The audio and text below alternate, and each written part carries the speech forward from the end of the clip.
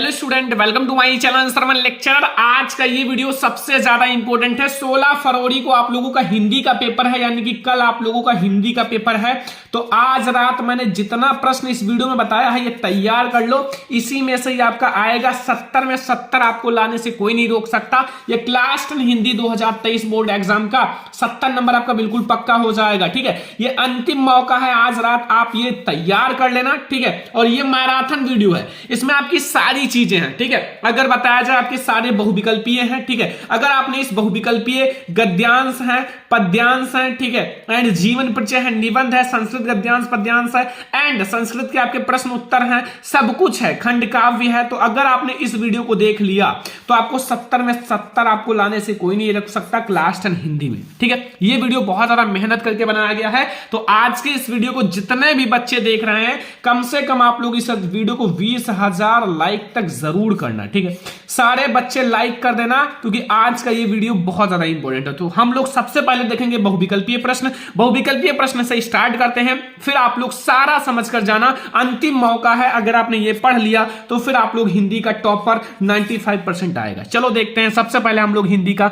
बहुविकल्पीय प्रश्न। तो स्टूडेंट सबसे पहले हम लोग देखेंगे बहुविकल्पीय प्रश्न। जितना मैं आप लोगों को बता रहा हूं वो सारा तैयार कर लेना, सारे वेरी इंपॉर्टेंट है। ठीक है, और आप लोग ये सारा बोर्ड एग्जाम में तैयार करके जाना। ठीक है, आप लोग पूरा रिवीजन कर लो जितनी चीजें मैं आपको पढ़ा रहा हूं। ठीक है, तो सबसे पहले हम लोग बहुविकल्पीय प्रश्न को देखेंगे, और 16 फरवरी को जो आप लोगों का हिंदी का पेपर है ना, यही आप लोगों का आएगा कल जो आप लोगों का हिंदी का पेपर है। ठीक है, आप लोग ये पूरा तैयार कर लेना, क्योंकि हिंदी के पेपर में आपको एक भी क्वेश्चन छोड़कर नहीं आना है। तो जल्दी जल्दी आप लोग सारा क्वेश्चन समझ लेना। ठीक है, पहला क्वेश्चन है, अर्धनारीश्वर के लेखक हैं।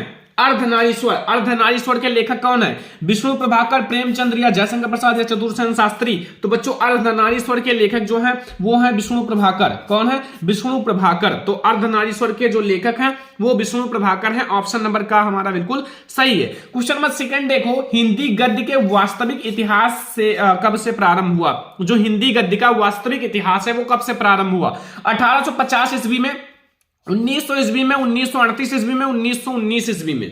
तो बच्चों हिंदी गद्य का जो वास्तविक इतिहास है वो 1850 ईस्वी में स्टार्ट हुआ था। 1850 ईस्वी में आरंभ हुआ था, याद रखना। ठीक है, क्वेश्चन नंबर 3 देखो, त्यागपत्र किस विधा की रचना है? त्यागपत्र, तो हमारा जो त्यागपत्र है वो उपन्यास विधा की रचना है। किस विधा की रचना है? उपन्यास विधा की। ठीक है, याद रखना सारा क्वेश्चन, त्यागपत्र उपन्यास विधा की रचना है। अगला देखो, शुक्लोत्तर युग के प्रमुख या फिर प्रमुख हिंदी आलोचक हैं। शुक्लोत्तर युग के प्रमुख हिंदी आलोचक कौन है? आचार्य हजारी प्रसाद द्विवेदी, पंडित नंद दुलारे वाजपेयी या का और खा दोनों या उपयुक्त में से कोई नहीं? तो बच्चों जो हमारे शुक्लोत्तर युग के प्रमुख आलोचक हैं वो हैं आचार्य हजारी प्रसाद द्विवेदी जी और पंडित दुलारे वाजपेयी। ठीक है, तो नंद दुलारे वाजपेयी, तो हमारा का और खा दोनों सही हो जाएगा क्वेश्चन नंबर 4 में। ठीक है, समझ में आ गया ना क्वेश्चन नंबर 4 तक। क्वेश्चन नंबर 5 अब आप लोग देखो, क्वेश्चन नंबर 5, उसने कहा था किस विधा की रचना है? उसने कहा था किस विधा की रचना है? नाटक विधा, एकांकी विधा, कहानी विधा, उपन्यास विधा? तो उसने कहा था वो हमारी किस विधा की रचना है बच्चों? आई होप कि आप लोगों को पता भी होगा, क्योंकि बहुत ज्यादा इंपॉर्टेंट क्वेश्चन है। तो उसने कहा था वो हमारी किस विधा की रचना है? कहानी विधा की रचना है। किस विधा की रचना है? कहानी विधा की, याद रखना। ठीक है, रानी केतकी की कहानी के लेखक हैं, जो रानी केतकी हैं उनके कहानी का लेखक कौन है? इंसान अल्लाह खां या फिर सदल मिश्र या आपका लल्लू लाल या फिर दौलतराम? ठीक है, तो रानी केतकी के लेखक हैं इंसान अल्लाह खां। कौन है? इंसान अल्लाह खां। तैयार रखना जितनी चीजें मैं आपको बता रहा हूं। ठीक है, अगला है शुक्ल युग की कलावधि है। शुक्ल युग की कलावधि कौन सी है? 1850 से 1900 तक, या 1919 से 1948, सॉरी 1938, या 1900 से 1920, या 1938 से 1947? तो 1919 से 1938 हो जाएगा। ऑप्शन नंबर हमारा खा वाला सही है, क्वेश्चन नंबर 7 का। ठीक है, समझ में आ रहा ना सारा क्वेश्चन। क्वेश्चन नंबर 8 देखो कि हिंदी गद्य की प्रमुख विधा निबंध के लेखक हैं। जो हिंदी गद्य के निबंध विधा के लेखक कौन है? मोहन राकेश, यशपाल, प्रेमचंद्र या रामवृक्ष वेणीपुरी? तो हिंदी गद्य के जो निबंध विधा के लेखक हैं वो हमारे कौन है? निबंध विधा के लेखक बताना है क्वेश्चन नंबर 8 में आप लोगों को बताना, तो वो है रामवृक्ष वेणीपुरी। कौन है? रामवृक्ष वेणीपुरी हमारा घा वाला ऑप्शन सही है। जल्दी जल्दी आप लोग ये सारा क्वेश्चन तैयार कर लो, मैं आप लोगों को जल्दी जल्दी पढ़ा देता हूं। ठीक है, अगला है कि अनामदायक दास का पोथा उपन्यास की रचना है, ठीक है, किसकी रचना है? प्रेमचंद्र, हजारी प्रसाद द्विवेदी, उपेंद्र नाथ आशा, कन्हैया लाल, ठीक है। क्वेश्चन नंबर 9 में पूछ रहा है, तो वो है हजारी प्रसाद द्विवेदी। कौन है? हजारी प्रसाद द्विवेदी। तैयार रखो। मेरा परिवार रेखा चित्र किस कीर्ति है? मेरा परिवार जो है वो रेखा चित्र किसकी कीर्ति है? प्रेमचंद्र, लल्लू लाल, या फिर हमारा महादेवी वर्मा, या फिर राम कुमार वर्मा। तो बच्चों आप लोगों को पता होगा महादेवी वर्मा जी की रचना है। किसकी? महादेवी वर्मा जी की, ठीक है। जो मेरा परिवार है वो महादेवी वर्मा जी की रचना है। क्वेश्चन नंबर 10 का हमारा गा वाला ऑप्शन सही है। क्वेश्चन नंबर 11 पर अब आप लोग फोकस करो। एक एक क्वेश्चन बहुत ज्यादा इंपॉर्टेंट है। अगर आपने तैयार कर लिया तो हिंदी का टॉपर आप रहोगे और आपका भी हिंदी में 95% आने से कोई नहीं रोक सकता, ठीक है। ध्यान रखना सारा क्वेश्चन तैयार करके ही जाना है, ठीक है। देखो लिखा हुआ है कि गोदान किस युग का उपन्यास है, ठीक है। गोदान जो है वो किस युग का उपन्यास है? शुक्ल युग, शुक्लात्तर युग, या फिर द्विवेदी युग, या आधुनिक काल युग, ठीक है, आधुनिक युग। तो गोदान जो है, गोदान वो किस युग की रचना है? तो वो हमारा है शुक्ल युग की रचना। किस युग की रचना है? शुक्ल युग की रचना। तैयार रखना, ठीक है। बोर्ड एग्जाम में एक भी क्वेश्चन छोड़कर नहीं आना है। बोर्ड एग्जाम में धुआं करके आना है। एक भी क्वेश्चन आपको छोड़ना नहीं है। जो मैं पढ़ा रहा हूं वही आएगा। अभी आप लोग ध्यान से पढ़ लो, ठीक है। अभी आपके पास एक रात का समय है बस, ठीक है। रस मीमांसा के लेखक हैं। रस मीमांसा के लेखक कौन है? आचार्य रामचंद्र शुक्ल, गुलाब राय, भगवत शरण उपाध्याय, जयप्रकाश भारती। तो रस मीमांसा के लेखक है बच्चों आचार्य रामचंद्र शुक्ल जी। कौन है? आचार्य रामचंद्र शुक्ल जी, ठीक है। अगला क्वेश्चन आ जाओ। मुंशी प्रेमचंद द्वारा संपादित पत्रिकाएं हैं। मुंशी प्रेमचंद द्वारा संपादित पत्रिकाएं हैं वो कौन सा है? मर्यादा और हंस, या फिर हमारा छाया और प्रभा, या फिर सुधा और हंस, या फिर सरस्वती। तो बच्चों जो मुंशी प्रेमचंद द्वारा संपादित पत्रिकाएं हैं वो मर्यादा और हंस है। कौन सी हैं? मर्यादा और हंस, ठीक है। क्वेश्चन नंबर 13 तक समझ में आ गया। क्वेश्चन नंबर 14 देखो। तौलिए किस विधा पर आधारित है? तौलिए किस विधा पर आधारित है? नाटक विधा, एकांकी विधा, निबंध विधा, कहानी विधा। तो तौलिए जो है वो किस विधा पर आधारित है? तो तौलिए जो है वो एकांकी विधा पर आधारित है, ठीक है। एकांकी विधा पर आधारित है, ठीक है। सूरज का सातवां घोड़ा हिंदी साहित्य की कौन सी विधा है? सूरज का सातवां घोड़ा जो है वो हिंदी साहित्य की कौन सी विधा है? निबंध विधा, उपन्यास विधा, डायरी विधा, कविता विधा। तो सूरज का सातवां घोड़ा बच्चों क्वेश्चन नंबर 15 का कौन सी विधा है? तो उपन्यास विधा है। किस विधा पर आधारित है? उपन्यास विधा पर, ठीक है। तैयार रखना, बोर्ड एग्जाम में एक भी क्वेश्चन छोड़कर नहीं आना। ध्रुव स्वामिनी नाटक के लेखक हैं। ध्रुव स्वामिनी नाटक के लेखक कौन है? तो ध्रुव स्वामिनी नाटक के लेखक बच्चा जयशंकर प्रसाद जी हैं। ध्रुव स्वामिनी, चंद्रगुप्त, स्कंदगुप्त, आजाद शत्रु, झरना, तितली, इन सब के लेखक जयशंकर प्रसाद जी हैं, जो कि इनकी बहुत सारी प्रसिद्ध रचनाएं हैं, ठीक है। तो ये क्वेश्चन नंबर 16 तक आपको समझ में आ ही गया होगा। क्वेश्चन नंबर 17 देखते हैं। अगला क्वेश्चन है भारतेंद्र युग किस काल के अंतर्गत आता है बच्चों? भारतेंद्र युग किस काल के अंतर्गत आता है? भक्ति काल, रीति काल, आधुनिक काल, आदिकाल। बच्चों भारतेंद्र युग किस काल के अंतर्गत आता है? फटाफट से सोचो। ये हमारा आंसर सही है, आधुनिक काल के अंतर्गत। किस काल के अंतर्गत? आधुनिक काल के, ठीक है। जल्दी जल्दी जितना बता रहा हूं सारा पढ़ लो। निम्न में से कौन सी रचना पद्माकर द्वारा लिखी है? तो जो गंगा लहरी है ये पद्माकर के द्वारा लिखी गई रचना है। गंगा लहरी पद्माकर के द्वारा लिखी गई रचना है, ठीक है। रसराज ये सब नहीं है। कवि प्रिया आचार्य केशवदास जी की है। रसराज आई होप मतीराम जी की है। शिवा बावनी आप लोगों को पता होगा। अगला है तीसरा सप्तक कब प्रकाशित हुआ? तीसरा सप्तक देखो, प्रथम सप्तक, द्वितीय सप्तक, तीसरा सप्तक। केवल आपकी बोर्ड एग्जाम में तीसरा सप्तक आता है, ठीक है। तो ये जो प्रकाशित हुआ था वो 1959 ईस्वी में। कब? 1959 ईस्वी में, ठीक है। क्वेश्चन नंबर 19 आपको वेरी इंपॉर्टेंट, सारा इंपॉर्टेंट है जो मैं आपको बता रहा हूं, ठीक है। अगला निम्न में से रीति काल की कलावधि है। रीति काल की कलावधि कब से कब तक है? तो रीति काल की कलावधि तैयार कर लो कि हमारा 1643 से 1843 तक, ठीक है। 200 का अंतर है बीच में, 1643 से 1843, ठीक है। समझ में आ गया ना क्वेश्चन? कोई दिक्कत नहीं होगा, कोई कंफ्यूजन नहीं होगा। अगर आपको कोई भी कंफ्यूजन है कमेंट बॉक्स में बता देना, ठीक है। अगला देखो, छत्रसाल दशक के रचनाकार हैं। छत्रसाल दशक के रचनाकार कौन है? बिहारी है, नरोत्तम दास है, जगनिक है, भूषण है। तो छत्रसाल के जो रचनाकार हैं वो भूषण जी हैं। कौन है? भूषण, ठीक है। अगला देखो, कुमकुम किस विधा की रचना है?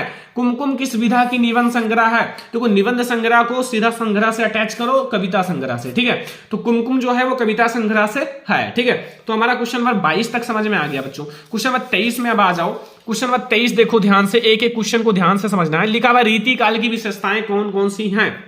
रीति काल की विशेषताएं, तो रीति काल की हमेशा याद रखना, श्रृंगार रस की प्रधानता की जाती है और शायद काव्य और कलापक्ष की प्रधानता। तो का और खा दोनों हो जाएगा, का और खा दोनों। श्रृंगार रस की प्रधानता, काव्य में कलापक्ष की प्रधानता। तो आपको का और खा वाला ऑप्शन दोनों लगाना है, ओएमआर शीट में गा वाला ऑप्शन लगाना है, ठीक है।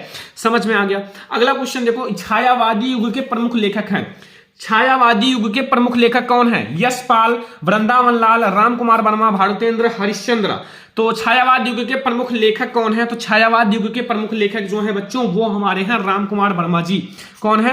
राम कुमार वर्मा। ठीक है, राम कुमार वर्मा है छायावाद युग के प्रमुख लेखक। ठीक है, अगला देखो क्वेश्चन नंबर 25 है, निम्न में से प्रयोगवाद की दो प्रवृत्तियां हैं। प्रयोगवाद की दो प्रवृत्तियां हैं, घोर वैश्विकता, यथार्थवादी दृष्टिकोण, समाज में यथार्थवादी चित्रण, नारी की प्रति परिवर्तित दृष्टिकोण। ठीक है, तो बच्चों प्रयोगवादी की दो विशेषताएं बतानी है।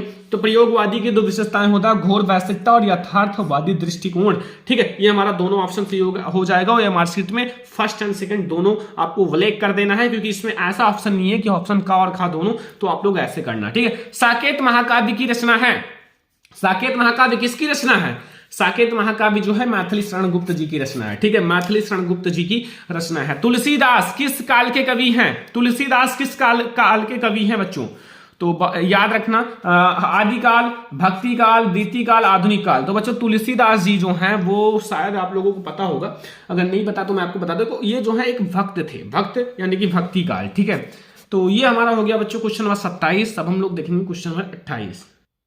क्वेश्चन नंबर 28 देखो, तुलसीदास किस काव्य धारा के विषय थे? कवि थे, सॉरी, तुलसीदास किस काव्य धारा के कवि थे? और इसमें पूछ रहा था कि तुलसीदास किस काल के कवि थे। ठीक है, और इसमें काव्य धारा कि किसके बारे में वो विशेषताएं बताते थे, किसके बारे में वो पंक्ति लिखते थे। ठीक है, कृष्ण काव्य धारा, राम काव्य धारा, प्रेमाश्रयी या ज्ञानश्रयी काव्य। देखो बच्चा याद रखना, तुलसीदास जी ने रामचरितमानस जो कि बहुत बड़ा महाकाव्य की रचना की थी, और रामचरितमानस किसके बारे में था? राम काव्य धारा के। तो फिर हमारा राम काव्य धारा के बारे में तुलसीदास जी कहते थे। ठीक है, ध्यान रखना, थोड़ा थोड़ा आपको पॉइंट समझना तो ज्यादा अच्छा लगेगा। यामा के रचयिता हैं। यामा के रचयिता कौन है बच्चों? सुभद्रा कुमारी चौहान, महादेवी वर्मा, मीराबाई, अशोक वाजपेयी। तो यामा की जो रचयिता है वो महादेवी वर्मा जी हैं। महादेवी वर्मा जी की बहुत सारी रचनाएं इंपॉर्टेंट है, बोर्ड एग्जाम में आते ही आते हैं, तो आप लोग तैयार कर लेना। ठीक है, अगला है कि द्विवेदी युग की कलावधि है। द्विवेदी युग की कलावधि कब से कब तक है? द्विवेदी युग 1850 ईस्वी से 1900 तक, या 1900 से 1918, या 1971 ईस्वी से आज तक, या 1918 से 1936 तक। द्विवेदी युग की कलावधि कब से कब तक है? तो 1900 से 1918 तक है। ठीक है, बस इतना ही था द्विवेदी युग 1900 से 1918। ठीक है, तो ये 30 ऑब्जेक्टिव क्वेश्चन तैयार कर लो। अभी और भी ऑब्जेक्टिव क्वेश्चन है, पूरा ऑब्जेक्टिव खत्म हो जाएगा, बुक में कुछ भी नहीं बचेगा। ठीक है, तो ये हमारा हो गया सबसे पहले गद्य और पद्य के ऑब्जेक्टिव। देखो मैंने बहुत सारे ऑब्जेक्टिव पढ़ा रखा है, फिर भी मैं आप लोगों को रिवीजन के लिए बहुत सारे ऑब्जेक्टिव आज भी पढ़ा रहा हूं, क्योंकि आप लोग जितना ज्यादा पढ़ लोगे उतना ही अच्छा नंबर आएगा। तो ये हमारा हो गया 30। अब हम लोग देखते हैं 31। देखो बच्चों, इसमें पूछ रहा है कि नाना वाहन नाना भेषा विहिसे शिव समाज निज देखा, कौं मुखहीन विपुल मुख काहू, एंड विन पद कर कौं बहु भाऊ। ठीक है, उपयुक्त में कौन सा रस है? अब बच्चों हमारा ये व्याकरण से स्टार्ट हो गया। कहां से? व्याकरण से अब हमारा ये ऑब्जेक्टिव स्टार्ट हो गया 31 से। और व्याकरण से भी आपके रस, छंद, अलंकार, तत्सम, तद्भव एंड संधि विच्छेद, शब्द रूप, धातु रूप, सब कुछ व्याकरण से ही आते हैं ऑब्जेक्टिव में। ठीक है, तो इसमें आप लोगों को ये बताना है कि इसमें हमारा कौन सा रस है ना। रस देखो, करुण रस है या विभक्त रस है या हास्य रस है या वीर रस है। तो इसमें हमारा बच्चों कौन सा रस है 31 में? तो इसमें हमारा हास्य रस है। हास्य रस का मतलब होता है हंसना, तो इसलिए हमारा हास्य रस हो जाएगा। ठीक है, ऑप्शन नंबर ग हमारा बिल्कुल सही है। अगला क्वेश्चन देखो स्टूडेंट, कि क्वेश्चन नंबर 32 पे ध्यान दो। लिखा हुआ है, शोक बिकल रोहू शब रानी, रूपशील बल तेज बखानी, करही विलाप अनेक प्रकार, परही भूमि तल बारह हिवारी। ठीक है, उपयुक्त में कौन सा रस है? देखो इसमें विलाप करना आ गया, रोना आ गया, मतलब रोना आ गया, तो फिर आपको पता चल गया कौन सा रस है।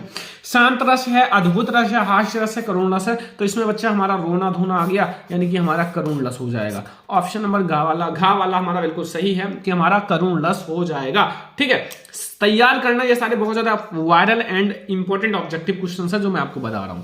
अगला, हंसी हंसी भांजे देख दूल्हा दिगंबर को, पाहुनी से आवे हिमाचल की उछा में निम्न में कौन सा रस है। देखो आपके बोर्ड एग्जाम में 2 ही रस है, एक है हास्य रस और एक है करुण रस। अब अगर हास्य नहीं है तो करुण होगा ही, करुण नहीं है तो हास्य होगा ही। तो इसमें हंसी हंसी शब्द आ गया तो फिर हमारा ऑटोमेटिक हास्य ही रस हो गया ना, हास्य ही रस होगा तो फिर हमारा हास्य रस हो जाएगा ना। गा वाला ऑप्शन सही है। थोड़ा सा माइंड लगाना तो फिर रस में कुछ नहीं है, छंद में कुछ भी नहीं है, अलंकार में कुछ भी नहीं है। थोड़ा थोड़ा आप जब अपने आप को लगाओगे माइंड तो फिर ऑटोमेटिक समझ में आ जाएगा। 35 नंबर क्वेश्चन तक समझ में आ गया, कोई दिक्कत कोई कंफ्यूजन नहीं होगा। अब हम लोग देखते हैं 34 नंबर क्वेश्चन समझो बच्चों। 34 की हरिमुख मनहु मयंक पंक्ति में कौन सा अलंकार है। हरिमुख मनहु मयंक पंक्ति में कौन सा अलंकार है बच्चों। उत्प्रेक्षा अलंकार, रूपक अलंकार, उपमा अलंकार, अनुप्रास अलंकार। ठीक है, हरिमुख मनहु मयंक में कौन सा अलंकार है। तो फिर अगर आपको नहीं पता है तो आज के बाद कभी भूलोगे भी नहीं। ठीक है, देखो इसमें मनहु जनहु मनो जनो शब्द आ जाए तो ये क्या है, एक उत्प्रेक्षा वाचक शब्द है। अगर ये सब आ जाए ना तो आप आंख मूंद के उत्प्रेक्षा अलंकार करके आना, कोई नहीं काट सकता। ठीक है, ये सब थोड़े थोड़े पॉइंट याद रखना, उत्प्रेक्षा अलंकार हो जाएगा। ऑप्शन नंबर का हमारा बिल्कुल सही है, उत्प्रेक्षा अलंकार। ठीक है, अगला रूपास तेरा घन केस पास पास में अलंकार है। रूपास तेरा घन केस पास पास में कौन सा अलंकार है बच्चों 35 नंबर क्वेश्चन में। ठीक है, तो ऑप्शन नंबर हमारा का वाला सही, रूपक अलंकार। ठीक है, कौन सा अलंकार, रूपक अलंकार। देखो ऑप्शन में ज्यादा नहीं पढ़ रहा हूं क्योंकि अब आपके पास समय नहीं है और मैं आप लोगों को जल्दी जल्दी पढ़ा रहा हूं, बहुत सारी चीजें पढ़नी है और आप लोग इतनी सारी चीजें जब पढ़ लोगे तभी एग्जाम में पूरा छाप कर आओगे। ठीक है, तो आप लोग जो मैं आपको राइट आंसर बता रहा हूं उस पर ज्यादा फोकस करो। ठीक है, ऑप्शंस को पढ़ने में मत बाझो। अगला देखो, अगला क्वेश्चन यहां पूछ रहा है कि नील घन श्रावक से सुकुमार सुधा भरने की विधु के पास में पंक्ति में कौन सा अलंकार है। ऑप्शन नंबर हमारे पास है का, रूपक अलंकार, उत्प्रेक्षा अलंकार, सलेश अलंकार, उपमा अलंकार। तो बच्चों आप लोगों का 36 नंबर क्वेश्चन में हमारा उपमा अलंकार होगा। कौन सा, उपमा अलंकार होगा। ठीक है, ध्यान रखना जो चीजें मैं आपको बता रहा हूं, उपमा अलंकार, घा वाला ऑप्शन हमारा बिल्कुल सही है। अगला क्वेश्चन देखो, अगला हमारा 37 नंबर क्वेश्चन है। सुनत सुमंगल वैन मन प्रमोद तन तुलक भर और सरल सरोरु नैन तुलसी भर स्नेह जल। पंक्ति में दूसरे और चौथे चरण में कितनी मात्राएं हैं। दूसरे और चौथे चरण में, दूसरे में देख लो 1 है, 2 है, 3 है, 4 है, 5 है, 6 है, 7 है, 8 है, 9 है, 10 है, 11 है, 12 है, 13 है। यानी कि दूसरे में आपका 13 हो गया। चौथे में देखो 1 है, 2 है, 3 है, 4 है, 5 है, 6 है, 7 है, 8 है, 9 है, 10 है एंड 11 है, 12 है, 30 है। यानी कि 13 मात्राएं हमारा हो जाएगा। यानी कि आपका ऑप्शन नंबर का बिल्कुल सही है, 13 मात्राएं। ठीक है, समझ में आ गया ना यार। अगला देखते हैं 37 नंबर क्वेश्चन तक तो समझ में आ ही गया होगा। 38 नंबर आ जाओ।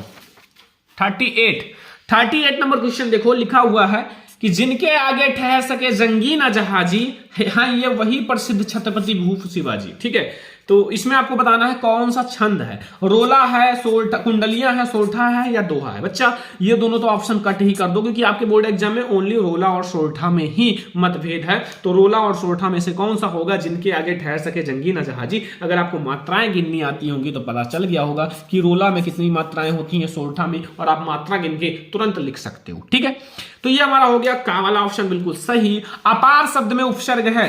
अपार शब्द में कौन सा उपसर्ग है बच्चों, अपार। ठीक है, अपार शब्द में कौन सा उपसर्ग है, अपार शब्द में कौन सा उपसर्ग है, आ है या बड़ा आ है या अन है या उप है। ठीक है, 39 नंबर क्वेश्चन में तो अपार में आपका छोटा आ आगे जुड़ा हुआ ना, जो छोटा आ सही हो जाएगा। अगला देखो स्टूडेंट, अगला क्वेश्चन अब आप लोग आ जाओ। अव्यागत में उपसर्ग है, अव्यागत में आगे क्या जुड़ा हुआ है, अव्य। ठीक है, तो अव्यागत में जो हमारा उपसर्ग होगा वो अभी होगा। ठीक है, अगला देखो, अनु उपसर्ग लगाकर सही शब्द बनेगा। अनु उपसर्ग लगाकर सही शब्द होगा, अनु से आगे उपसर्ग लगाना है, अनुभाव, अनुभाव ही बनेगा ना, ये सब तो बनेगा नहीं। आगे अनु जिसमें लगा हो वही सही है। सह उपसर्ग लगाकर सही शब्द, सह उपसर्ग लगाकर सही शब्द बनाना, तो सह उपसर्ग किसमें लगा हुआ है, सहकर्मी।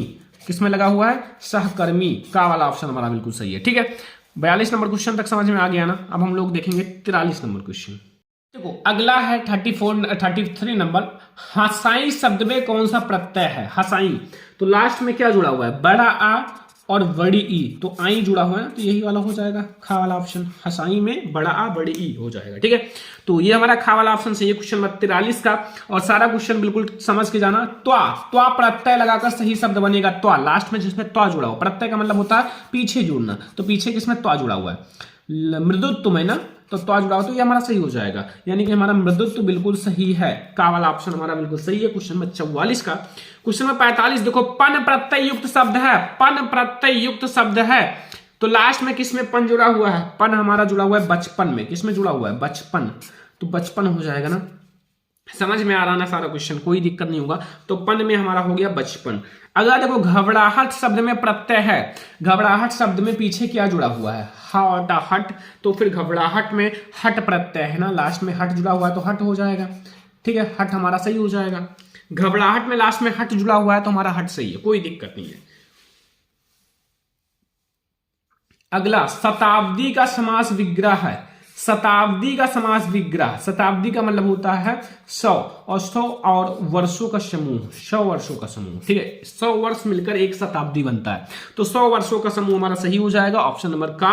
और जितना बता रहा हूं सारा जल्दी जल्दी पढ़ लो, सारे क्वेश्चंस आपको पढ़ लेना है क्योंकि इसमें हमारे सारे बुक के क्वेश्चंस हैं।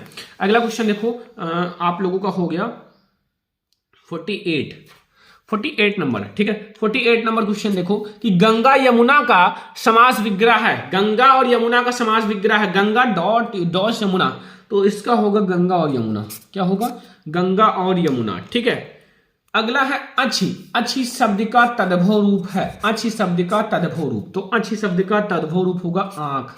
क्या होगा, आंख। ठीक है, आंख होगा, अच्छी शब्द का तद्भव रूप आंख होगा। अगला देखो, तालाब, तालाब शब्द का तत्सम रूप होगा, तालाब शब्द का तत्सम रूप, तो बच्चों जो तालाब है, तालाब का होगा तड़ाग। क्या होगा, तड़ाग, क्योंकि हमारा तालाब का तत्सम बताना है। ठीक है, तो तालाब का तत्सम होता है तड़ाग। ठीक है, अगला क्वेश्चन आ जाओ, बादल शब्द का पर्यायवाची है, बादल शब्द का पर्यायवाची, बादल को और किस नाम से जाना जाता है, पीलांग सा, या तड़ित चपला, या फिर हमारा अम्बुद प्रयोद, या वृष्टि बौछार, तो हमारा हो गया अम्बुद और प्रयोद। ठीक है, समझ में आ गया ना, गा वाला ऑप्शन हमारा बिल्कुल सही है। इत्यादि का संधि विच्छेद है, इत्यादि का संधि विच्छेद, इतधन आदि, या इतधन आदि, या इतधन यादि, या इतधन यादि। ठीक है, तो इत्यादि का जो संधि विच्छेद होगा वो इतधन यदि होगा, इतधन यादि। ठीक है, का वाला ऑप्शन सही है। अगला देखो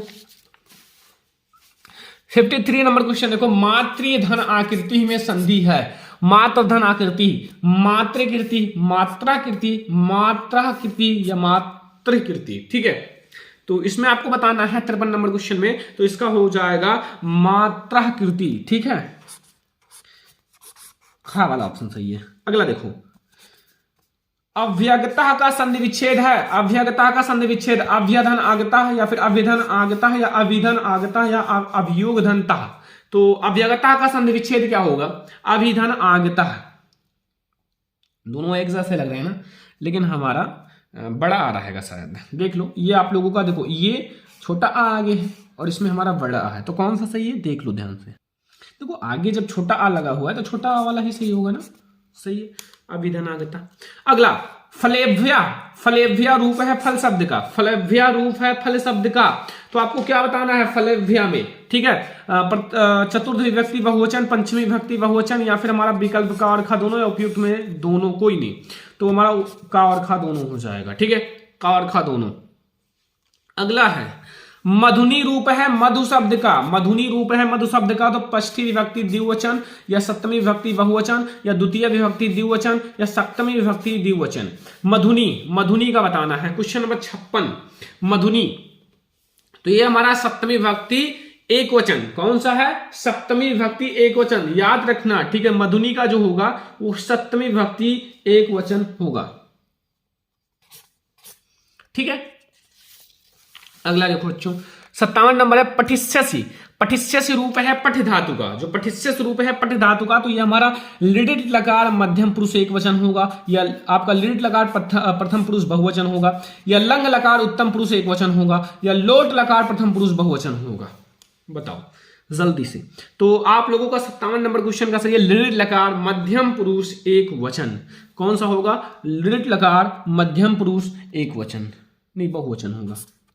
एक वचन नहीं, बहुवचन, ठीक है, क्योंकि हमारा क्या है, पठिष्यसि है, और पठिष्यसि जो होगा वो हमारा, ये बच्चों हमारा एक वचन होगा, ठीक है। बहुवचन तो आपका दूसरा होता है, एक वचन होगा, ध्यान रखना। एक वचन, लिट लकार मध्यम पुरुष एक वचन, क्या होगा, लिट लकार मध्यम पुरुष एक वचन, ध्यान रखना, ठीक है, क्योंकि आप लोगों से भी भूल हो सकती है।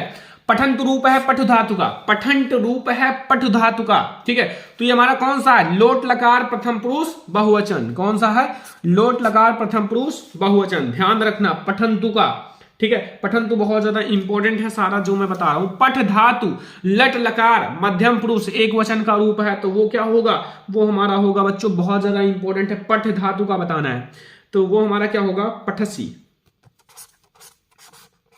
तो ये 59 यानी कि 60 नंबर आप लोगों को 60 ऑब्जेक्टिव करा दिया गया, ठीक है। पूरे बुक से आप लोगों को ये ऑब्जेक्टिव हैं, अगर आपने इसको तैयार कर लिया तो आप लोग ये इससे बाहर नहीं आएगा, ठीक है। अभी हम लोगों ने ऑब्जेक्टिव क्वेश्चंस देखे हैं जो आपके बोर्ड एग्जाम के लिए वेरी इंपॉर्टेंट है, आपको ये सारा तैयार करके ही जाना है बोर्ड एग्जाम में, ठीक है। और आप लोग इन सारे को तैयार कर लेना ताकि आप लोग बोर्ड एग्जाम में जाओ तो फिर आप सारा करके आओ, एक भी छोड़कर मत आना, ठीक है। ये सारे आपको तैयार हो गए, अब आप लोग ये सारा तैयार करना। अगर आपको ना समझ में आया वीडियो को दोबारा देख लो, ठीक है, आपको समझ में आ जाएंगे।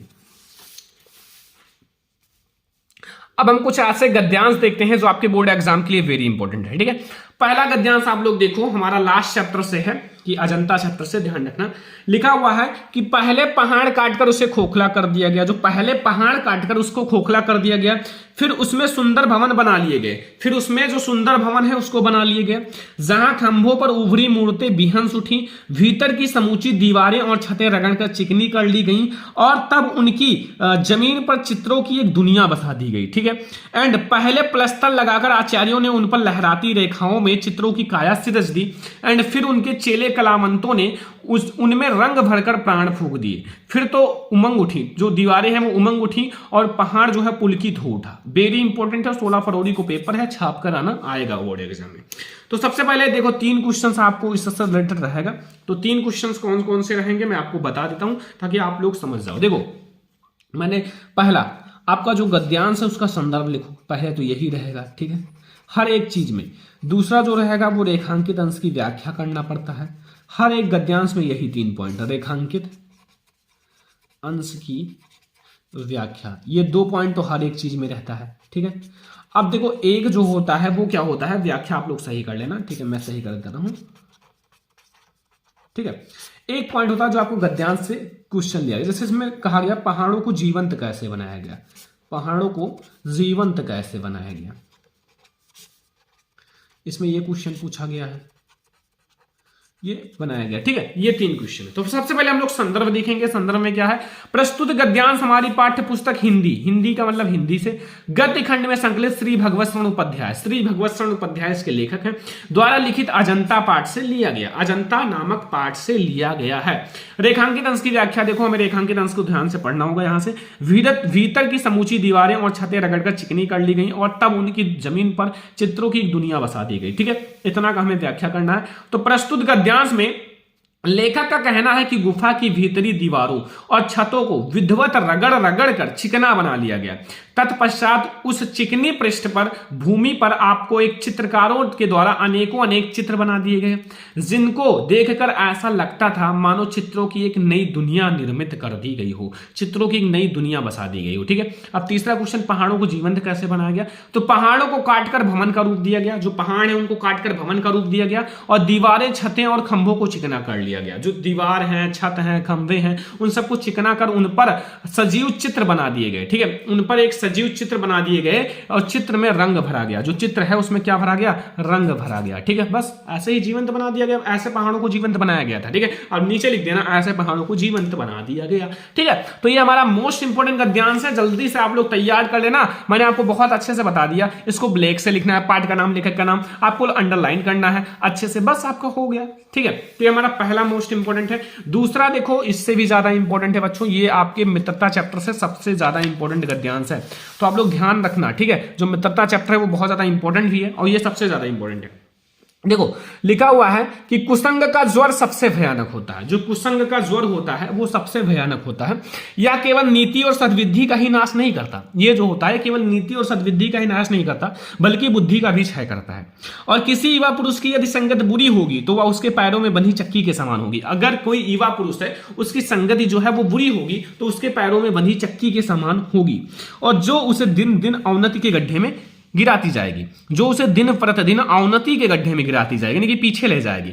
और यदि अच्छी होगी तो सहारा देने वाले बाहु के समान होगी, और यदि उनकी जो मतलब दोस्ती है वो अच्छी होगी तो सहारा देने वाले बाहु के समान होगी, और जो उसे निरंतर उन्नति की ओर उठाती जाएगी, जो उसे निरंतर उन्नति की ओर उठाती जाएगी। अब इससे भी 3 क्वेश्चन है। प्रस्तुत गद्यांश का संदर्भ लिखो, रेखांकित अंश की व्याख्या करो, अच्छी संगत से होने वाले लाभों को उदाहरण देकर समझाना है। तो देखो सबसे पहले हम लोग देखेंगे संदर्भ।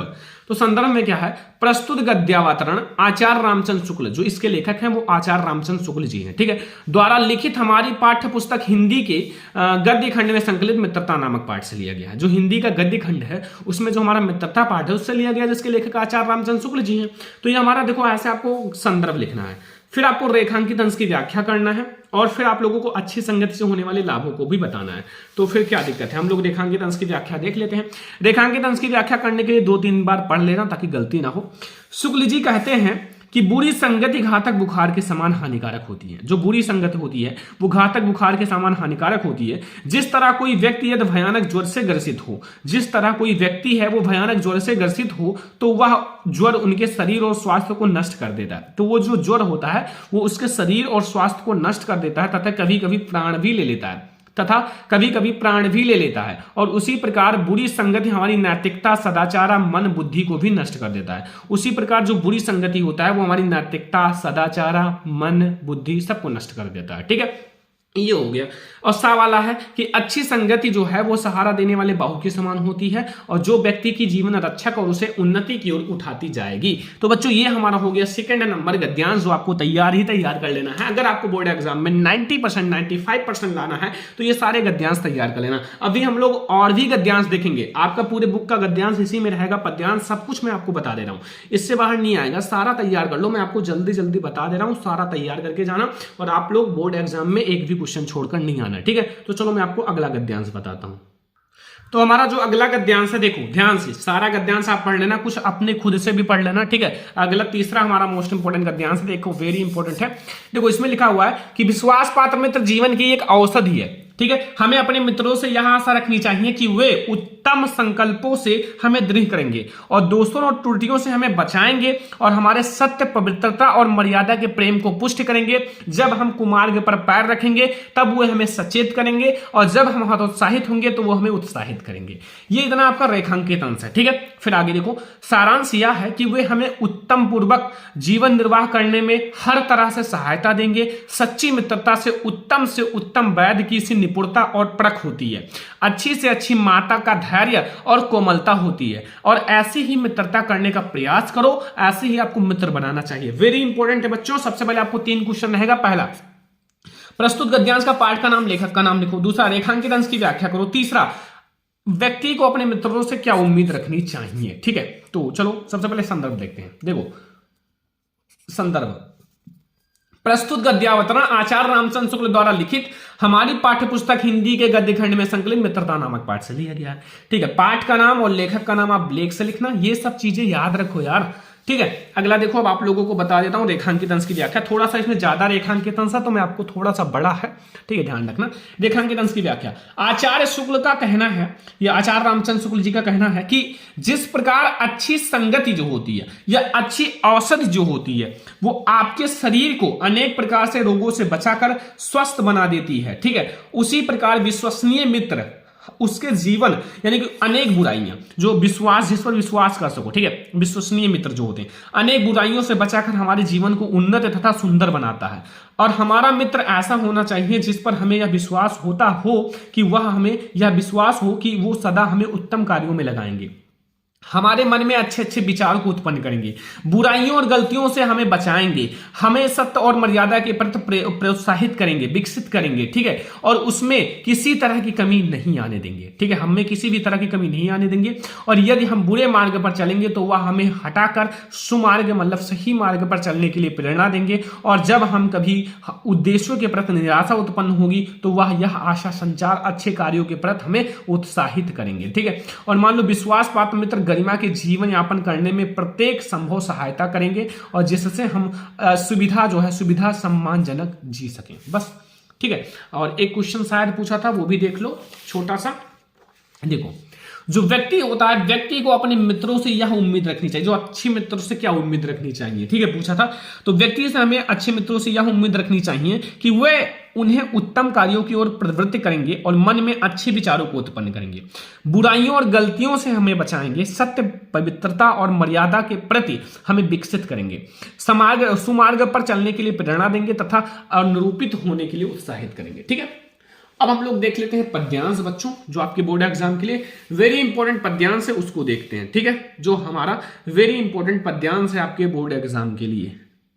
देखो अगला, अब हम लोग देखेंगे पद्यांश, जो आपके बोर्ड एग्जाम में पद्यांश भी 6 ही मार्क्स का आता है, ठीक है, 6 ही मार्क्स का। देखो आपको कुछ ऐसे पद्यांश बता देता हूं जो आपको तैयार कर लेना है, और शायद आपने बहुत सारे तैयार भी कर लिए होंगे। देखो लिखा हुआ है, शीश जटा उर बाहु विशाल, विलोचन लाल तिरछी सी भौहें, और तून सरारन वान धरे, तुलसी बन मार्ग में सुधि चोहे, ठीक है, सोहे, एंड शारद वरही वराह सुभाए छिते, एंड तुम त्यों हमसे मन मोहे, और पूछती ग्राम वधु सियों से, कौं सांवरे से सखी रावणे से, ठीक है। बहुत ज्यादा इंपॉर्टेंट है, शायद आप लोगों ने पढ़ भी लिया होगा, तो बहुत ज्यादा इंपॉर्टेंट है। लास्ट में अगर आप थोड़ा सा पढ़ोगे तो अच्छा लगेगा, कहूं सांवरे से सखी रावणे को है, तो ये लाइन आपके लिए इंपॉर्टेंट है, क्योंकि ये लाइन कभी कभी बोर्ड एग्जाम में अलग से पूछ लेता है। इसका मीन्स क्या है, इसका मतलब आखिर इसका कहने का मतलब क्या है, ऐसे पूछ लेता है। जैसे सांवरे से सखी, ठीक है, इसमें कौन सा अलंकार है पता है, तो ये क्वेश्चन पूछता है, अभी आगे ही पूछा है। देखो सबसे पहले हमें संदर्भ लिखना पड़ता है, व्याख्या लिखना पड़ता है, ठीक है। फिर आप लोगों से एक क्वेश्चन पूछेगा कि ग्राम वधुओं जो हैं वो सीता जी से क्या पूछती हैं, और तीसरा क्वेश्चन पूछेगा कि सांवरे से सखी में कौन सा अलंकार है, ठीक है, सांवरे से सखी में कौन सा अलंकार है। तो फिर मैं आपको सबसे पहले संदर्भ बताता हूं। प्रस्तुत पद्यांश गोस्वामी तुलसीदास द्वारा रचित कवितावली से हमारी पाठ्य पुस्तक हिंदी के काव्यखंड में संकलित वन पथ पर शीर्षक से अवतरित है, ठीक है, वन पथ पर शीर्षक से अवतरित है। व्याख्या देखो, ग्राम वधुएं सीता से पूछ रही हैं कि जो सिर पर जटा धारण किए हुए हैं और जिनके वक्ष स्थल और भुजाएं विशाल हैं, ठीक है, लंबे विशाल हैं, नेत्र लाल है तथा भौहें तिरछी सी हैं, जो तरकस धनुष और बाण धारण किए हुए हैं, इस वन के मार्ग में बहुत शोभायान हो रहे हैं, जो सहज स्वाभाविक रूप से बड़े सम्मान के साथ बार बार तुम्हारी ओर देखते हुए हमारी मन को आकर्षित कर रहे हैं। हे सखी, तुम हमें यह बताओ कि सुंदर सांवले रूप वाले राम तुम्हारे कौन लगते हैं, ठीक है।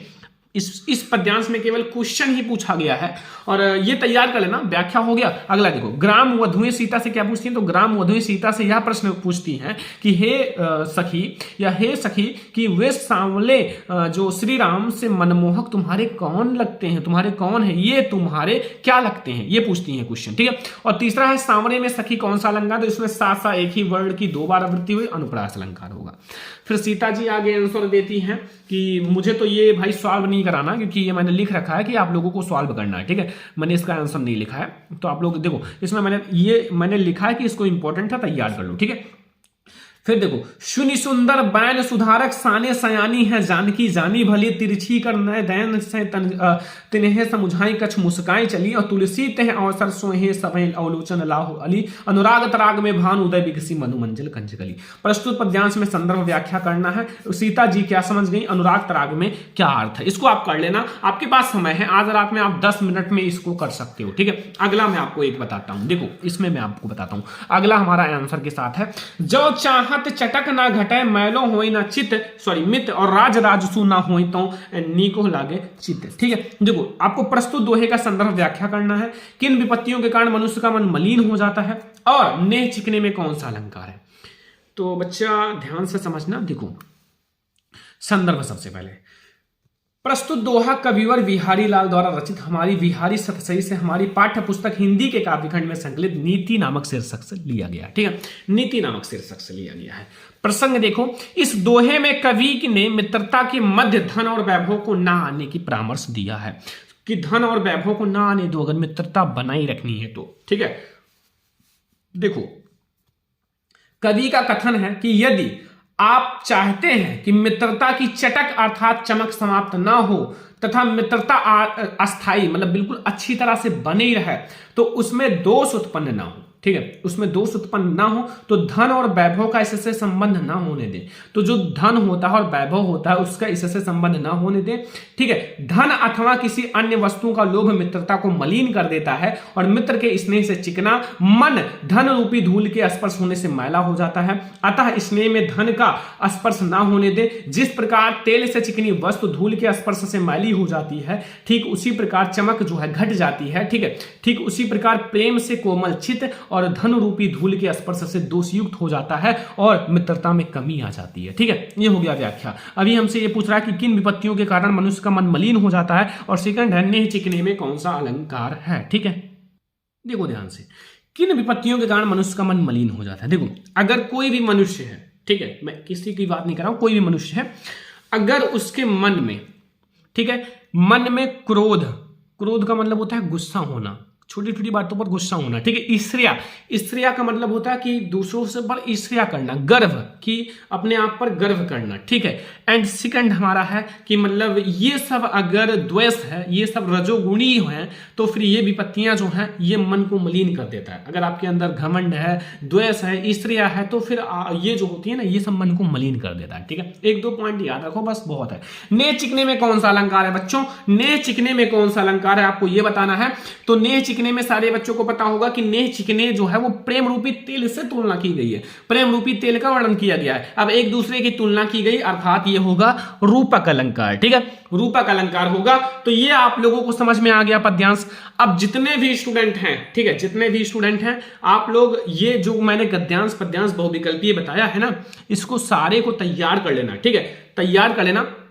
और आप लोग, ठीक है, और आप लोग एक काम करना, ठीक है, छोटा सा काम आप लोग जरूर करना क्योंकि ये आप लोगों के लिए जरूरी है। ठीक है, अपनी पावर दिखाने के लिए। ठीक है, देखो आप लोग किसी का भी वीडियो देखते हो या फिर कहीं से भी पढ़ाई करते हो, आप लोग कमेंट बॉक्स में, ठीक है, हैशटैग ध्यान रखना पावर ऑफ श्रवण लेक्चरर, ठीक है, hashtag power of Shravan lecturer लिख देना। ठीक है, इससे पता चलेगा कि पावर ऑफ श्रवण लेक्चरर, ठीक है, श्रवण लेक्चरर की जो टीम है, जो चैनल है, उसका पावर का पता चलेगा। ठीक है, आप लोग किसी का भी वीडियो देखते हो कोई दिक्कत नहीं, कहीं से भी पढ़ाई करते हो, आप लोगों को कमेंट बॉक्स में लिखना है hashtag power of Shravan lecturer, क्योंकि अब आप लोगों को दिखाना है कि श्रवण लेक्चरर की पावर क्या है। ठीक है, पावर क्या है। कहीं भी आप वीडियो देखते हो आपको 1 मिनट लगेगा, आपको कमेंट कर देना है कि hashtag power of Shravan lecturer, क्योंकि अब आपको दिखाना है अपनी पावर। ठीक है, सभी बच्चे कमेंट करना और फिर हम देखते हैं कितना सारे बच्चे ये कमेंट करते हैं। ठीक है, तो आप लोग सभी बच्चे ध्यान रखना, कमेंट करना और फिर मैं देखता हूं कि कितना पावर है श्रवण लेक्चरर के स्टूडेंट के पास। ठीक है, तो आप लोग कमेंट करना और फिर हम आप लोगों को और भी चीजें पढ़ाएंगे, बहुत सारी चीजें हैं। तो hashtag power of Shravan lecturer आप लोग कमेंट करना, जो भी कहीं भी आप पढ़ते हो सब जगह। ठीक है, ताकि हम आपको दिखा सकें कि कितनी पावर है इस श्रवण लेक्चरर टीम के पास, श्रवण लेक्चरर स्टूडेंट के पास। ठीक है, तो ये पूरी यूट्यूब आप हिला सकते हो। ठीक है, तो आप लोग जरूर करना। तो ये हमारा हो गया बच्चों जो हमारा है पद्यांश, समझ में आ गया। अब हमारे पास 3 पद्यांश मैंने आपको बता दिया जो बहुत ज्यादा इंपॉर्टेंट है, और फिर अब हम लोग देखेंगे संस्कृत के गद्यांश पद्यांश जो बहुत ज्यादा इंपॉर्टेंट है। तो चलो हम लोग देखते हैं संस्कृत के गद्यांश पद्यांश। देखो संस्कृत के गद्यांश पद्यांश में मैंने पढ़ा रखा है बहुत सारे, और फिर भी मैं आपको वही पढ़ा रहा हूं जो पढ़ा रखा है, क्योंकि देखो ये इसमें ज्यादा गद्यांश पद्यांश है नहीं, मैं आपको जो बहुत ज्यादा इंपॉर्टेंट है वो बता रहा हूं। और तो आप तैयार ही कर रखे हो। देखो वाराणसी सुविख्याता प्राचीना नगरी एवं विविल गंगा कूले स्थिता अस्या घटना नाम मूलयकृति पंक्ति धवलयम चंद्रकाया बहुराजते अगरता पर्यटकः सुदेभ्यम देभ्यम नित्य अत्र आयन्ति अस्या घटना नाम च शोभयम विलोकम इम बहु प्रसन्नते। ठीक है, देखो ध्यान से समझना संदर्भ। प्रस्तुत गद्यांश हमारी पाठ्य पुस्तक हिंदी के संस्कृत खंड के वाराणसी पाठ से लिया गया है। प्रसंग देखो, इस गद्यांश में वाराणसी की ऐतिहासिकता की अवस्थिति के विषय में बताया गया है। ठीक है, एंड अगला, वाराणसी बहुत प्रसिद्ध प्राचीन नगरी है। यह स्वच्छ जल की तरंगों से युक्त गंगा के किनारे स्थित है। इसके घाटों की घुमावदार पंक्ति श्वेत चांदनी में बहुत सुंदर लगती है।